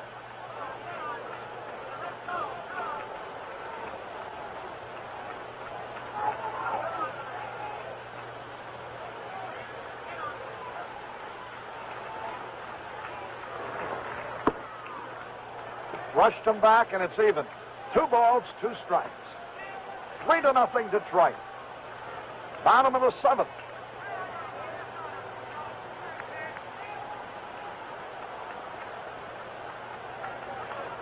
The 2-2 pitch. Struck him out. 1 away, and here's Mike Shannon. He's throwing harder now than he did early in the game. He's really firing. He's sneaky fast anyway. He's sharper, too. Early in the early innings, a little wild. Behind on hitters, walked 2 men. But since the 2nd inning, he has been absolutely perfect. Here's Shannon.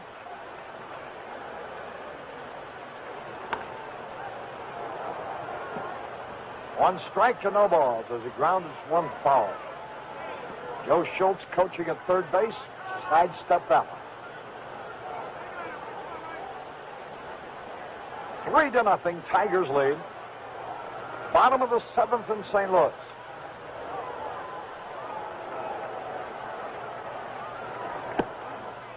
That evens it. He faked the bunt.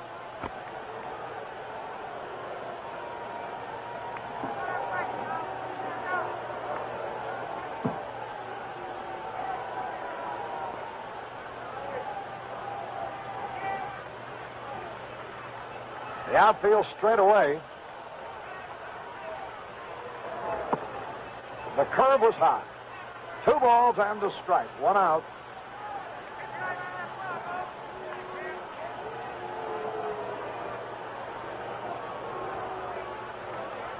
Kaline now plays Shannon well over towards center. Curve is a dandy. That evens it up. 2 balls, 2 strikes. 3-0, Tigers in front. Scored 3 runs. Everybody enjoys baseball.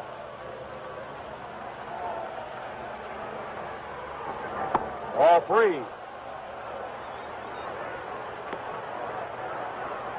Mike Shannon. Cardinals need base runners if they're to do anything with Lolich, who has a 3-run lead.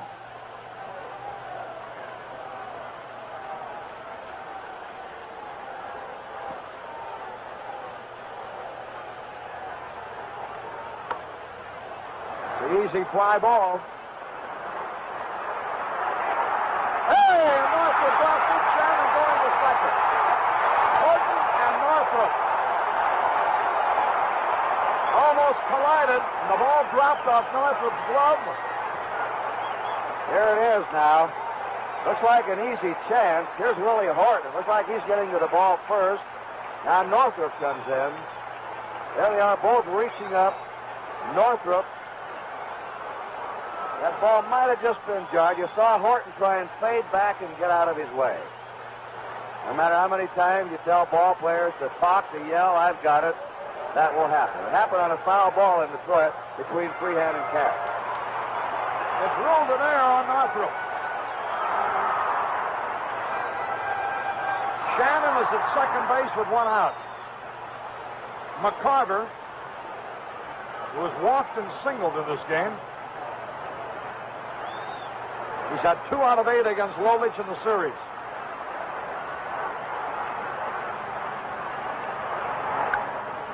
High fly. Kaline will catch it.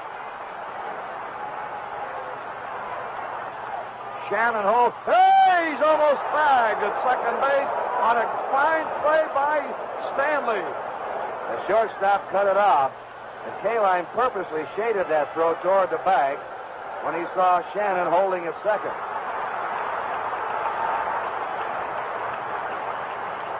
That would have been something. Here's Maris now.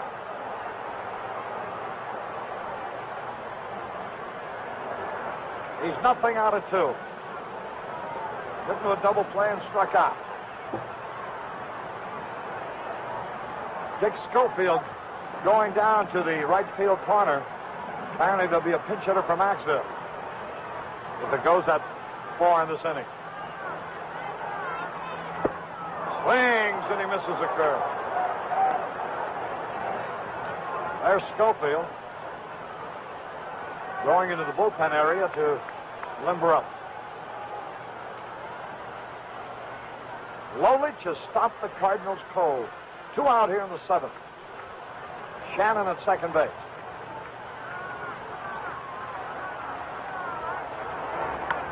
Popped it up. Shortstop Stanley is there. And it's no runs, no hits, 1 error, 1 left. At the end of 7 full innings, Detroit 3, St. Louis nothing.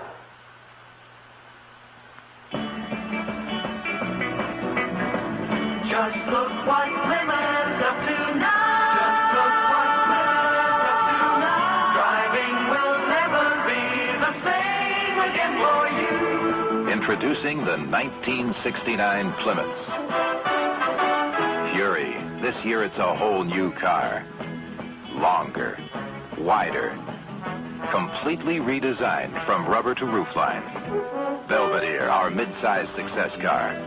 26 models, 18 colors, 76 interiors. Valiant, the compact that didn't get bigger, just better. Barracuda, 4 great engines, 3 great bodies, and a torsion bar suspension for true sports car handling. See what Plymouth's up to now at your Plymouth dealers. Just look what Plymouth's up to now. We pause now for station identification. This is the CBC Television Network.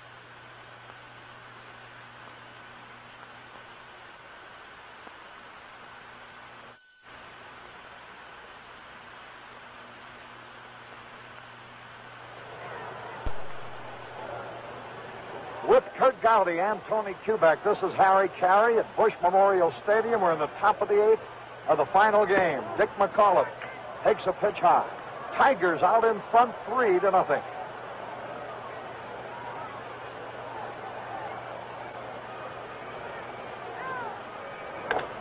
Bouncing ball, Javier will throw him out. Here's Stanley, who has been absolutely remarkable playing shortstop.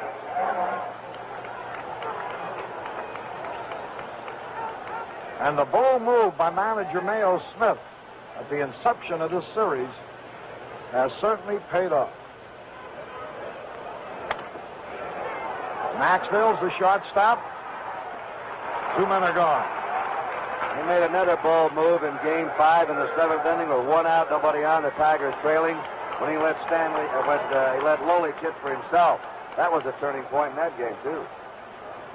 Here's Al Kaline. Hitless so far today, nothing out of 3. 11 out of 28 for the series. There's a line drive. 2 Javier. He's got it. 1, 2, 3, nothing across. We go into the bottom half of the 8th inning. It's still Detroit 3, St. Louis nothing.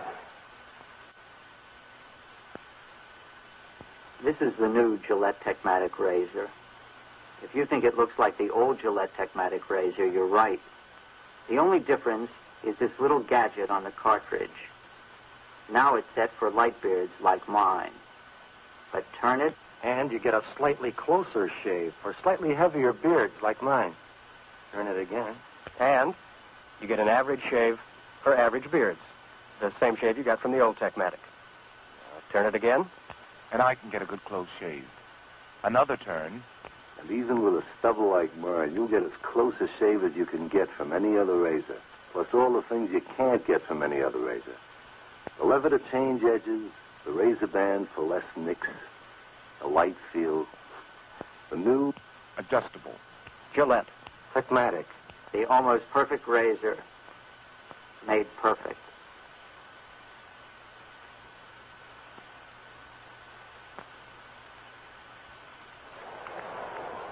Phil Gagliano will be the pinch hitter here for Dow Maxville. Harry, it's surprising the Tigers have been pulling a defensive change when they've had the lead in the late innings, moving Stanley back to center field, putting Euler in and moving North to the left. But they're staying right now with their starting lineup with a 3-run lead. Gagliano takes the curveball inside.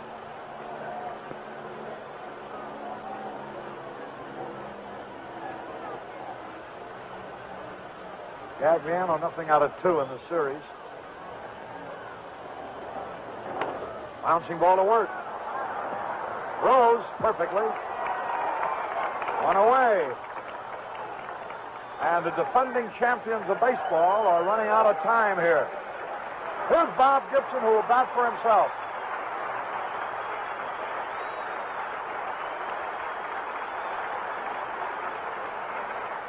We're going to have that play discussed. It'll become a famous play in World Series history. Northrop fly ball that Flood stumbled on, nearly fell down and sailed over his head with 2 outs. That's the play of the series. Here's Bob Gibson. Follows the pitch back. And I imagine that 6th inning of the Cardinals will be talked about quite a bit too, Kurt. When Lolich picked 2 men off first base.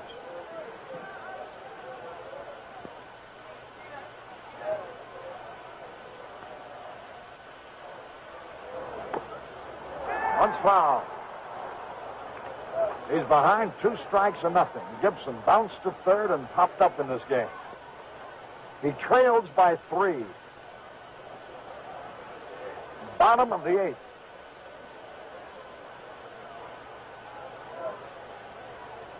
Mickey Lolich.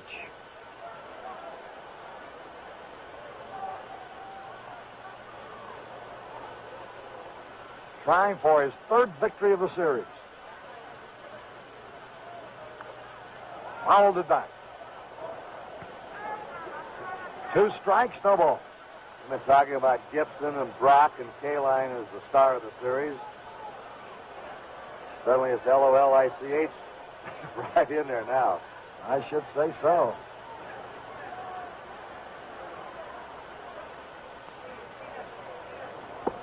Held up in time. 2 strikes and a ball. Bill Freehand thought he had gone around. Tom Gorman says no, Bill.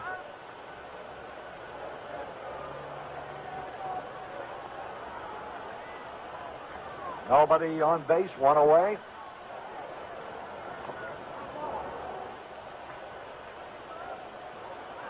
Did the ball pick the bat for a foul tip strike? Mayo Smith, manager of the Tigers.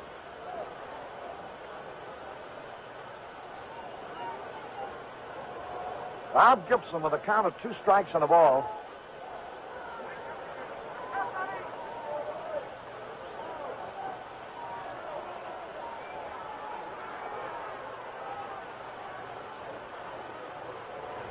Struck him out, swinging. That's a 4th strikeout for Lolich. The Cardinals got 3 runs in the 1st inning off Lolich Monday afternoon in Detroit. And since then, he has shut them out. The next 8 innings Monday, with the first 7 2/3 innings here today. Here's Lou Brock. Was hit safely in 9 World Series games in a row.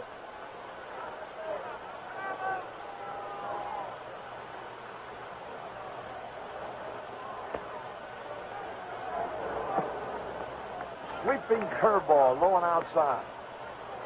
Lolich coming from the side to the left-hand batter.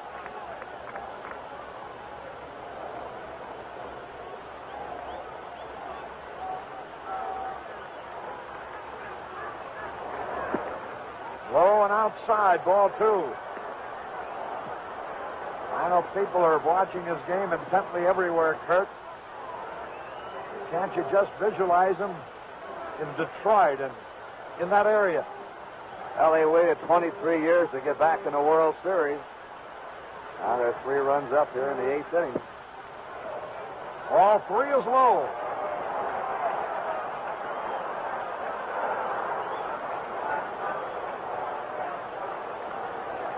Lubrock bounced out to McAuliffe his first 2 times, then singled to left. Drew a throw to first as he headed for second and was cut down. Walked him, ball 4.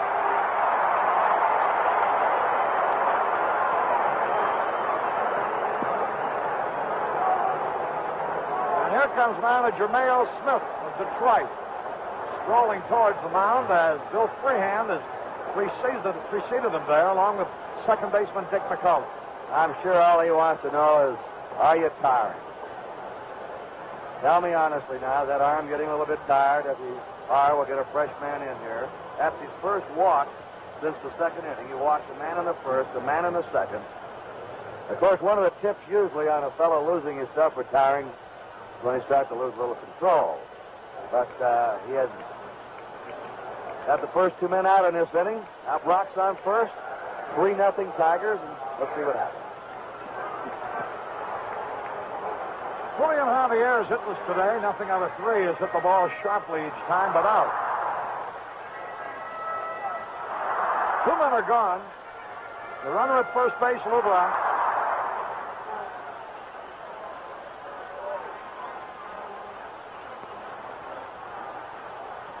Lolich's pitch. He bunts. Work. Fielding and throwing. Good plays out. Quick play by Wirth. No runs, no hits, no errors, 1 left. At the end of 8 full innings, Detroit 3, St. Louis nothing. A truck is a truck, right? Wrong. 69 Dodge and Fargo trucks are sport trucks. Here, take a look. New cushion beam suspension. Chrysler took the elastic off the bankroll to completely re-engineer the suspension and steering on Dodge and Fargo pickup trucks. A sway bar was added, springs redesigned, liners added, and a lot more to make 69 Dodge and Fargo trucks the sweetest handling pickups on the road under any load, bar none. Bumps flatten, potholes smooth out, rides like a limousine. And that's not all. Handsome new long line styling and comfortable luxury interiors prove you don't have to be ugly to be tough. Dodge and Fargo with cushion beam suspension. Sport Truck 69. See your Chrysler dealer for Sport Truck 69. Vic Schofield has taken over at shortstop for Dow Maxville, for whom the Cardinals pinch hit in the 8th. Norm Cash, who started the 3-run rally with 2 out in the 7th, will be the batter. Harry, you know who played a tremendous game in the field today is Don Ward at third. He's had some tough chances. First pitch by Gibson is swung on, a long, high fly ball that'll be caught by Maris in right field. 1 out here in the top of the 9th. Our statistician has been Alan Ruff. Our production manager, Jim O'Gorman.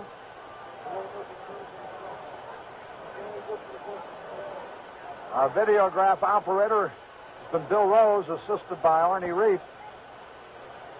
Our special videotape segments. Here's a pitch lined in the left by Horton for a base hit. Our special videotape segments prepared by Barry Stoddard.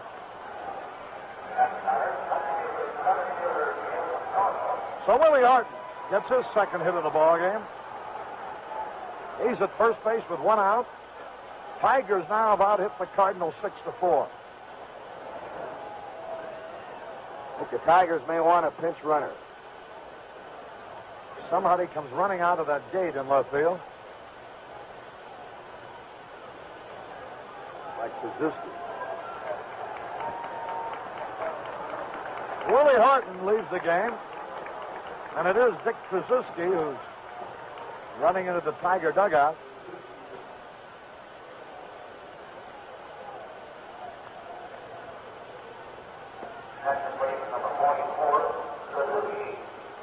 Kurt, while I have a moment, I certainly want to thank you and Tony Kubek and all the fellas. I mentioned this as many as they came to mind a little earlier, but the courtesies are much appreciated. Yeah, we appreciate that.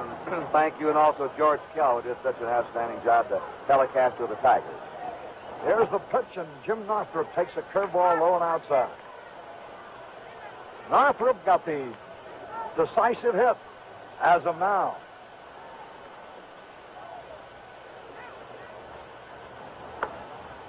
Foul out of play.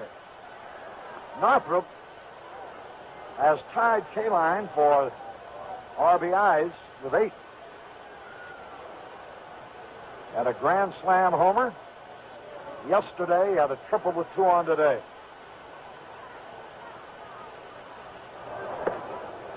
Fastball low.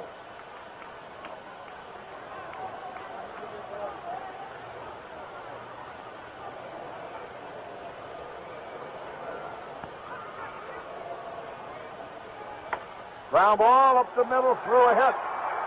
Here's Krzyzewski racing for third, and he'll make it. And the Tigers threaten to add more. With runners at first and third, only 1 out here in the top of the 9th. And Bill Freehan, who's had 1 out of 3 driving in a run today, coming to the plate.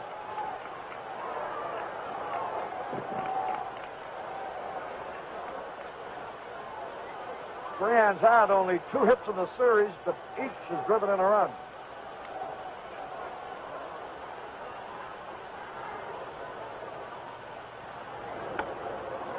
Popped up.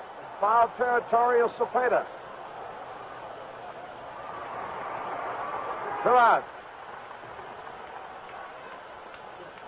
We also want to give credit to the Commissioner of Baseball, William D. Eckert, Joe Reichler, the Director of Public Relations, Charlie Seeger, the Secretary-Treasurer, and Bonnie Irvin, the Commissioner's Office. The job they've done in the series. To Bing Devine, Jim Tooney of the Cardinals, Shane Deans, the manager, and to Augie Bush, the owner. Here's Don Wirt, line drive, base hit, a run is in. Wirt singles to center. He's had 2 hits in the series, both were on Bob Gibson. It's 4-0 Detroit now.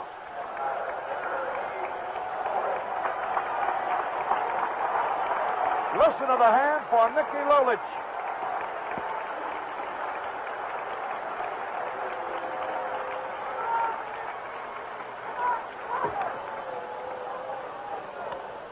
Pops it up. Short center. Javier there. Takes it. And it's 1 run, 3 hits. No errors, 2 left. Going to the bottom half of the 9th inning. It's Detroit 4, St. Louis nothing.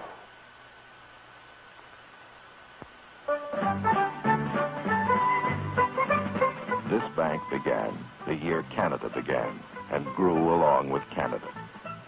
All along the way, wherever history was being made, the commerce was there. Reliable, progressive, a real working bank. Serving the loggers, the miners, the oilmen.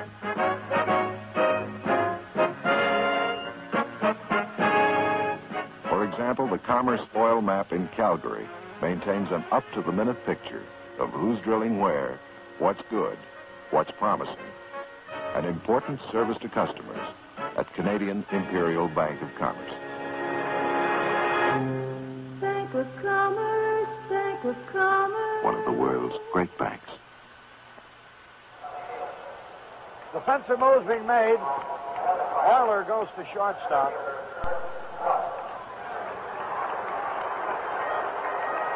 Stanley moves to center field, and Northrup to left field. So Ray Euler's at shortstop. Mickey Stanley in center, and Jim Northrup is in left. Lolich, going the bottom of the ninth, has a 4-0 lead. Kurt Flood leading off. First pitch is a fastball strike. I know the Tiger owner, John Fetzer, an old boss of mine, worked in Kalamazoo, must be happy, along with the general manager, Jim Campbell, and publicity director, Hal Middlesworth. Here's a slow curve, strike 2. Mickey Lolich has a 4-0 lead over Bob Gibson and the St. Louis Cardinals. Foul tip. Lolich now has pitched 16 straight scoreless innings against the Cardinals. Bottom of the ninth. Cardinals have only scored 2 runs here in their last 3 games.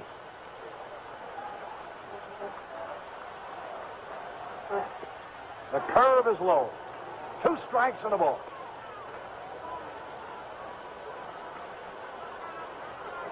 The Tigers out hit the Cardinals 8-4.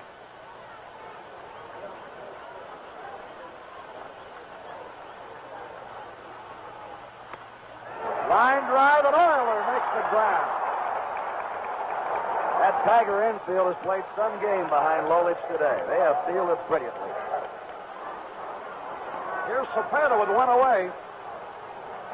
The Tigers have shown the world why they won the American League pennant.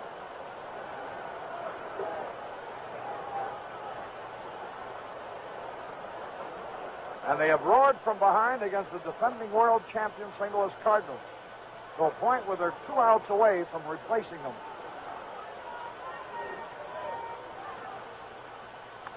Popped up.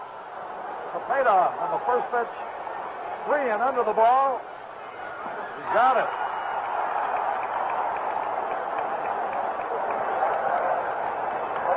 Tiger fans who are here are on their feet.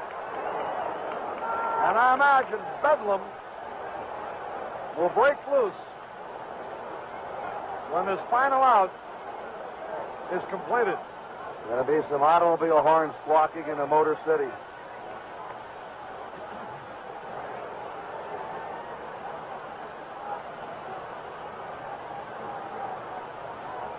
Mike Shannon is nothing out of 3.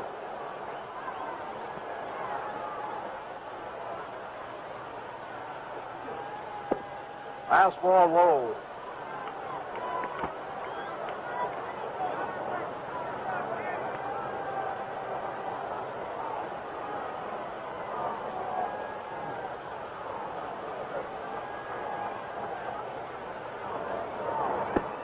High. Ball 2. 2 balls, no strikes, 2 outs.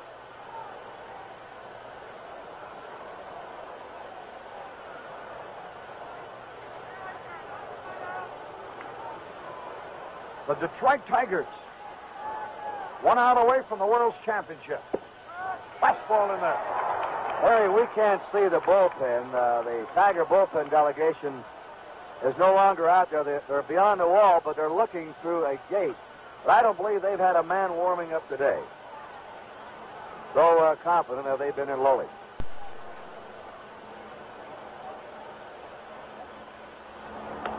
There's a long drive. Back near the wall, Northup, but it's out of here for a home run. And the Cardinal fans have their first chance to cheer. Mike Shannon makes it 4-1. Shannon now has hit 1 home run in each of the 3 World Series he's been in. 1 against the Yankees in '64, 1 against the Red Sox last year, and 1 against the Tigers today. Here's McCarver now. There you get a look at the Tiger players in the bullpen, and they'll be racing for the playing field. McCarver pops up. Here's 3 in. Detroit, the new world champion. And look at Fran picking up Lolich. And there is a scene that has been repeated many times in World Series history. It's a happy bunch of Tigers. They have beaten the Cardinals 4-1, and they have replaced them as the champions of baseball. And they made some comeback. They were trailing 3-1. They were behind 3 runs in the first inning of Game 5. They came back to win. They walked in here and murdered the Cardinals yesterday.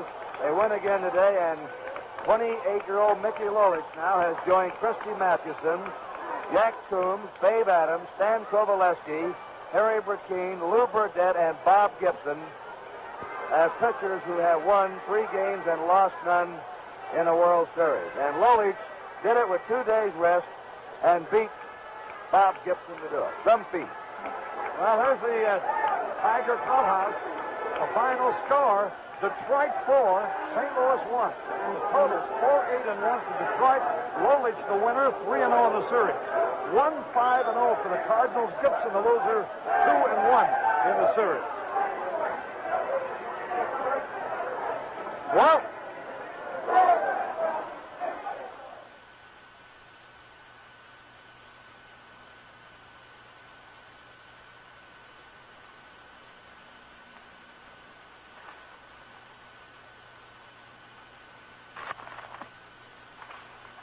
hello, you technical masterpiece, you. This time people are going to see what goes on inside a 69 Plymouth Fury, not just how beautiful you are. All the time we engineers spend giving you more room inside. And this gorgeous unitized body. Oh, sure it's gorgeous because we give it a 7-step dip and spray anti-rust treatment. And who's going to tell about the big brakes if I don't? And an enormous trunk.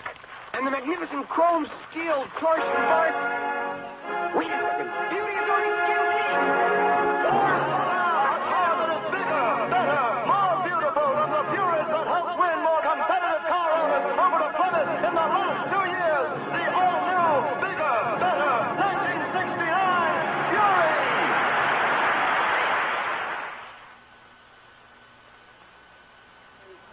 Radio and television to you baseball fans around America.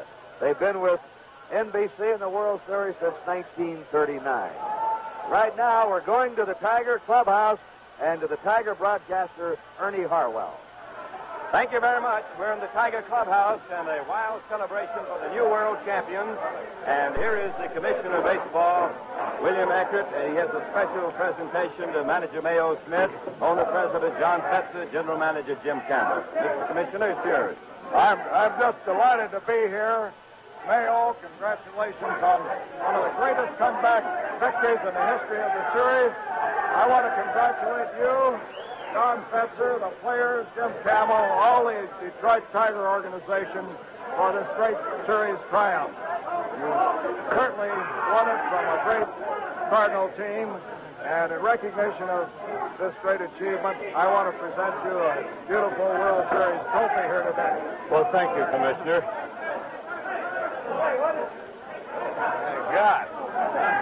Hey, here it is. Well, Commissioner, thank you very much. On behalf of the players, Mr. Fetzer and Jim Campbell and all the Detroit organization, and this is a very, very happy day for all of us. Thank you very much.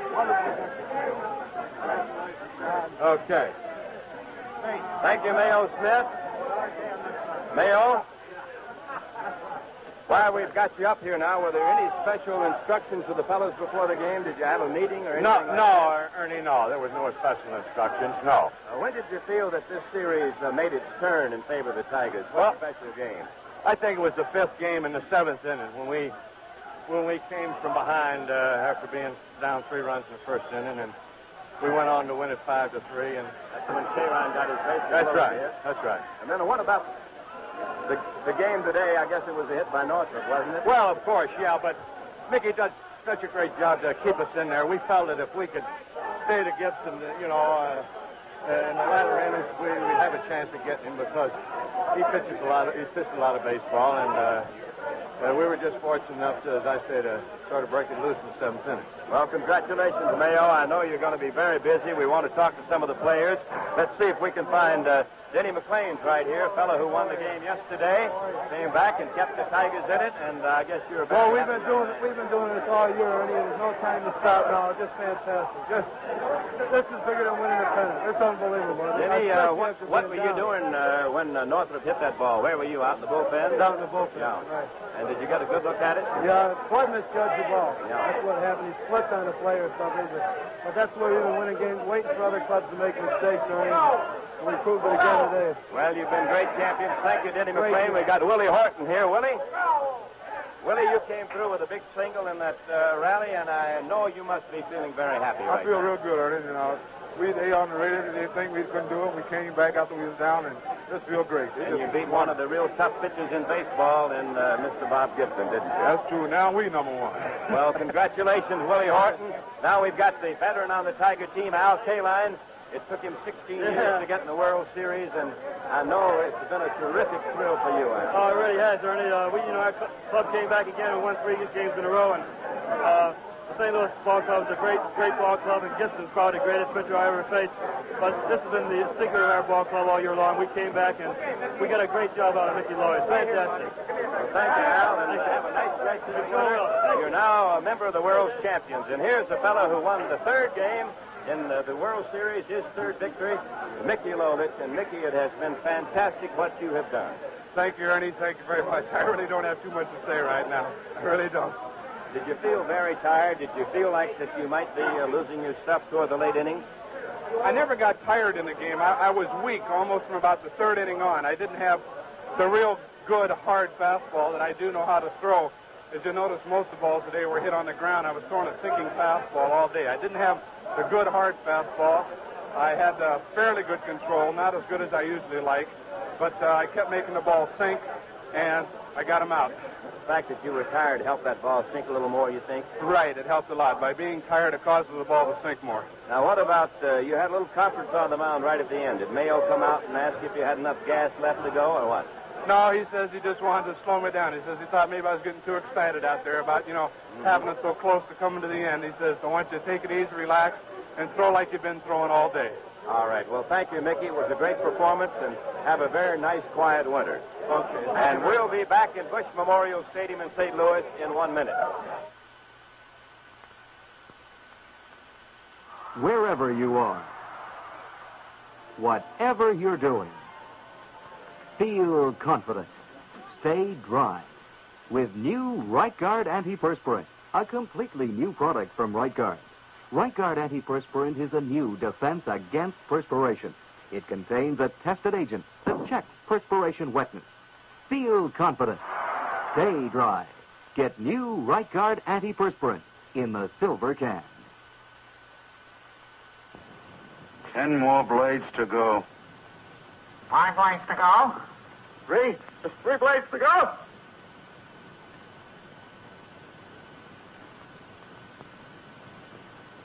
That's it. I used up all the old blades. Now I can use the new Gillette Super Stainless Steel blade with the miracle plastic coating on the edge. They say it's supposed to spoil you. The spoiler. Sport Magazine awards the most valuable player of the World Series, the Dodge Charger GT. And this year, the award goes to the fellow we just talked to, Mickey Lolich, the 3-victory pitcher of the Detroit Tigers. And now it's our pleasure to introduce the American League president with a big smile on his face. It's nice to have a winner, Mr. Joe Cronin. Ernie, I'm speechless. This was a terrific series, I want to tell you, and I know how you must feel after all being with the Tigers day in and day out, spring training on. But it was a great thing for a great game of baseball. Mickey Lolich and all those Tigers are just a great credit to our game. Well, thank you, Mr. Joe Cronin. And Tiger organization is one of the tops in baseball. Thank you very much, and nice to have you with us. And here's a young man named Dick McCauliffe. Hello, Ernie. It's great to be with a world's champion, I imagine, It's Richard. the greatest feeling in the world, Ernie.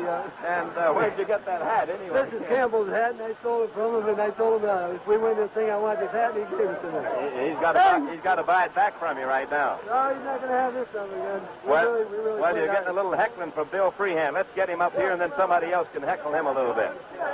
Here's a fellow who sparked the Tigers throughout the year, Bill Freehand. He had a little... And here's a young man named Dick McAuliffe. Hello, Ernie. It's great to be with the world's champion, I imagine, It's the Richard. greatest feeling in the world, Ernie. And where'd you get that hat, anyway? This is Campbell's hat, and I stole it from him, and I told him if we win this thing, I want this hat, and he gave it to me. He's got to buy it back from you right now. No, he's not going to have this stuff again. Well, Well, you're getting a little heckling from Bill Freehand. Let's get him up here, and then somebody else can heckle him a little bit. Here's a fellow who sparked the Tigers throughout the year, Bill Freehand. He had a little trouble with the bat right at first, and then he got a couple of hits to help us along. Bill, congratulations on being on the new world champion. Thank you, Ernie. It's a tremendous thrill. I thought maybe winning the pennant was the biggest thrill of my life, but I think I know this is. It's beautiful. We've come back from behind all year, and we did it again. I never thought we could, but we did, and I don't know, a lot of people must have been praying for us. Bill, how did you feel about Lolich when he started? Did you think he had his stuff? Did you think he could last? Well, I started to worry maybe in the middle innings. It looked like he was getting a little tired, but he's got a whole lot of guts. And he just kept on fighting and fighting and fighting. And we finally got some runs off Gibson, and he just got tougher after that. Well, he didn't have too many strikeouts going for him, but he seemed to be putting the ball where he wanted to, didn't Yeah, he? he was keeping the ball down low. Basically, he didn't expect him to have super abilities today, but we talked before the game and said, you know, we're going to basically try to keep the ball down, and he did, and he got a guy hit the ball on the ground at somebody, and that's the secret of the game. Well, thank you, Bill Freehand, and best of luck to you. Now we've got Jim Northrup. And, Jim, you figured in the key play of the World Series, I believe, the three-base hit that scored the 2 runs to put the Tigers in the lead. You can see the replay now where Kurt Flood comes in, seems to trip and fall. Then the ball's over his head, and the runs come in, and you get into third base. And that was the key play. Did you feel like the ball was going to go a long ways when you hit it? Well, Ernie, I hit the ball real good. I hit it hard and on a line, and it was a little bit to the left center of Flood, and I didn't know for sure if it'd get over his head because I know he plays deep, but I knew I'd hit it good and it had a chance. And when I see it go over his head, I was the happiest person alive right then. I am right now, too. That's got to be even a bigger thrill than your Grand Slam home run of yesterday, wasn't it? Yeah, it sure is, Ernie. It's the biggest thrill I've ever had, and it's the type of ball club we've had all year. We've been behind before, and we keep coming back. We don't ever give up, and we proved it again today. Jim, what about the ball that you and Horton converged on in the outfield? It seemed to hit your glove and bounce away. Did you have trouble waving Willie off, or he have trouble waving you off, or what happened on that? I couldn't hear Willie, and he couldn't hear me. I was yelling all the way, and I happened to pick him up just as I went for the ball, and I didn't want to run over him, so I tried to veer off and still catch the ball and hit in the end of my glove and drop. So it was just one of those things where the crowd is yelling, and you can't hear each other out there. And when I saw Willie, I should have gotten out of the way, but I didn't want to let it drop. It was my fault, and it was an error, and I thought I could get around him and catch the ball anyway, but it doesn't matter now. We won it. Well, Jim Northrup, when you came to the clubhouse today, did you have the feeling that the Tigers would win this game? I sure did. Eddie Matthews and I were talking with our wives last night, and I said, Eddie, I got a feeling we're going to win this thing tomorrow. And Eddie says, I do too. He says, I don't get a feeling very often, but he says, I got a feeling we're going to beat them. And I just had a good feeling that we were going to beat these guys, and I'm awfully happy we did. Well, thank you, Jim. Let's talk to another Jim now, the player representative of the Tigers, the fine catcher, Jim Price. Thank you, Ernie. Thank you, Ernie. I'd just like to express from the members of the team how grateful we are to the people of Detroit and the state of Michigan for supporting us like they did. We feel that they sort of pulled us together, and we maybe helped pull them together a little bit. Well, I think that's wonderful, and I'm sure that it's true from both sides, Jim. Thank you, Ernie. It's all the guys asked me to do this, and we're just glad we won it for them and the people around the country. Well, it's nice of you to come up here, and we appreciate that comment. And I know that the Tigers have become a fine team all the way, and our congratulations. Thank you very much. And now let's go upstairs. All right, thank you. And Ernie Harwell was talking about coming from behind. The Tigers now become the third team in the history of the World Series to come back from a 3-1 deficit. The Pirates in 1925 came back to win after trailing 3-1. The Yankees were trailing the Braves in 1958, and they came back from 3-1. And when the Tigers were behind 3-0 in the first inning of Game 5, when they looked so bad against the Cardinals in their own ballpark, in fact, a few of their fans were even booing them, Harry, on Sunday in the rain, to come back, match the type of team it was. They won over 40 games during the regular season behind from the 7th inning on. Well, the two champions hooked up here, and Detroit now is the new champion, Kurt, and they've earned the title. It's been a great series. They have power up and down their lineup, and Lolich, of course, is supreme. I was interested in his winning the Sport Magazine Award for the Outstanding Player of the Year of this series, and he certainly was that, although he wasn't alone. There were many men, Northrup and Kaline, Cash, without too much publicity, and you can't overlook the play of Stanley at shortstop. To me, that's the most remarkable thing in the World Series, that a fellow who's a great defensive center fielder can move into shortstop at the start of a World Series with all that pressure and do the kind of job he did. My hat is certainly off to Stanley and to the Tigers. All right, Harry, nice job. Thank Good you to very work much. with you again, and we'll see you in spring training next year. I hope so. All right. Thank you. Harry Bye-bye. Carey, Telecaster of the Cardinals. Incidentally, I think probably the truest statement made before this series, as it turned out, a real prophet, Mayo Smith, who made all the right moves for the series, when they asked him what would happen if the Tigers came down to Game 7 and you had to face Bob Gibson. He said, well, boys, Gibson's a great, great pitcher, but he's still only a human being. Someday he's got to be beat. And as it turned out, the Tigers did finally beat him. That play will be talked about for years. I'd be anxious to talk to Kurt Flood to see if he did misjudge the ball in center, or did he, stumbling and catching his spikes, allow Northup's drive to sail over him in center field. But you'll be hearing about that after the game. So the Tigers win the World Series. Lolich wins his third game of the series. He beats Gibson here today, and the final score was Detroit 4 and St. Louis 1. The seventh game of this 1968 World Series has been brought to you by Chrysler Canada Limited and the Dodge, Plymouth, Roots, and Simca dealers who sell the quality engineered cars and trucks by Chrysler. By Gillette, makers of new Right Guard antiperspirant in the silver can. By the more than 1,350 branches in Canada of the Canadian Imperial Bank of Commerce.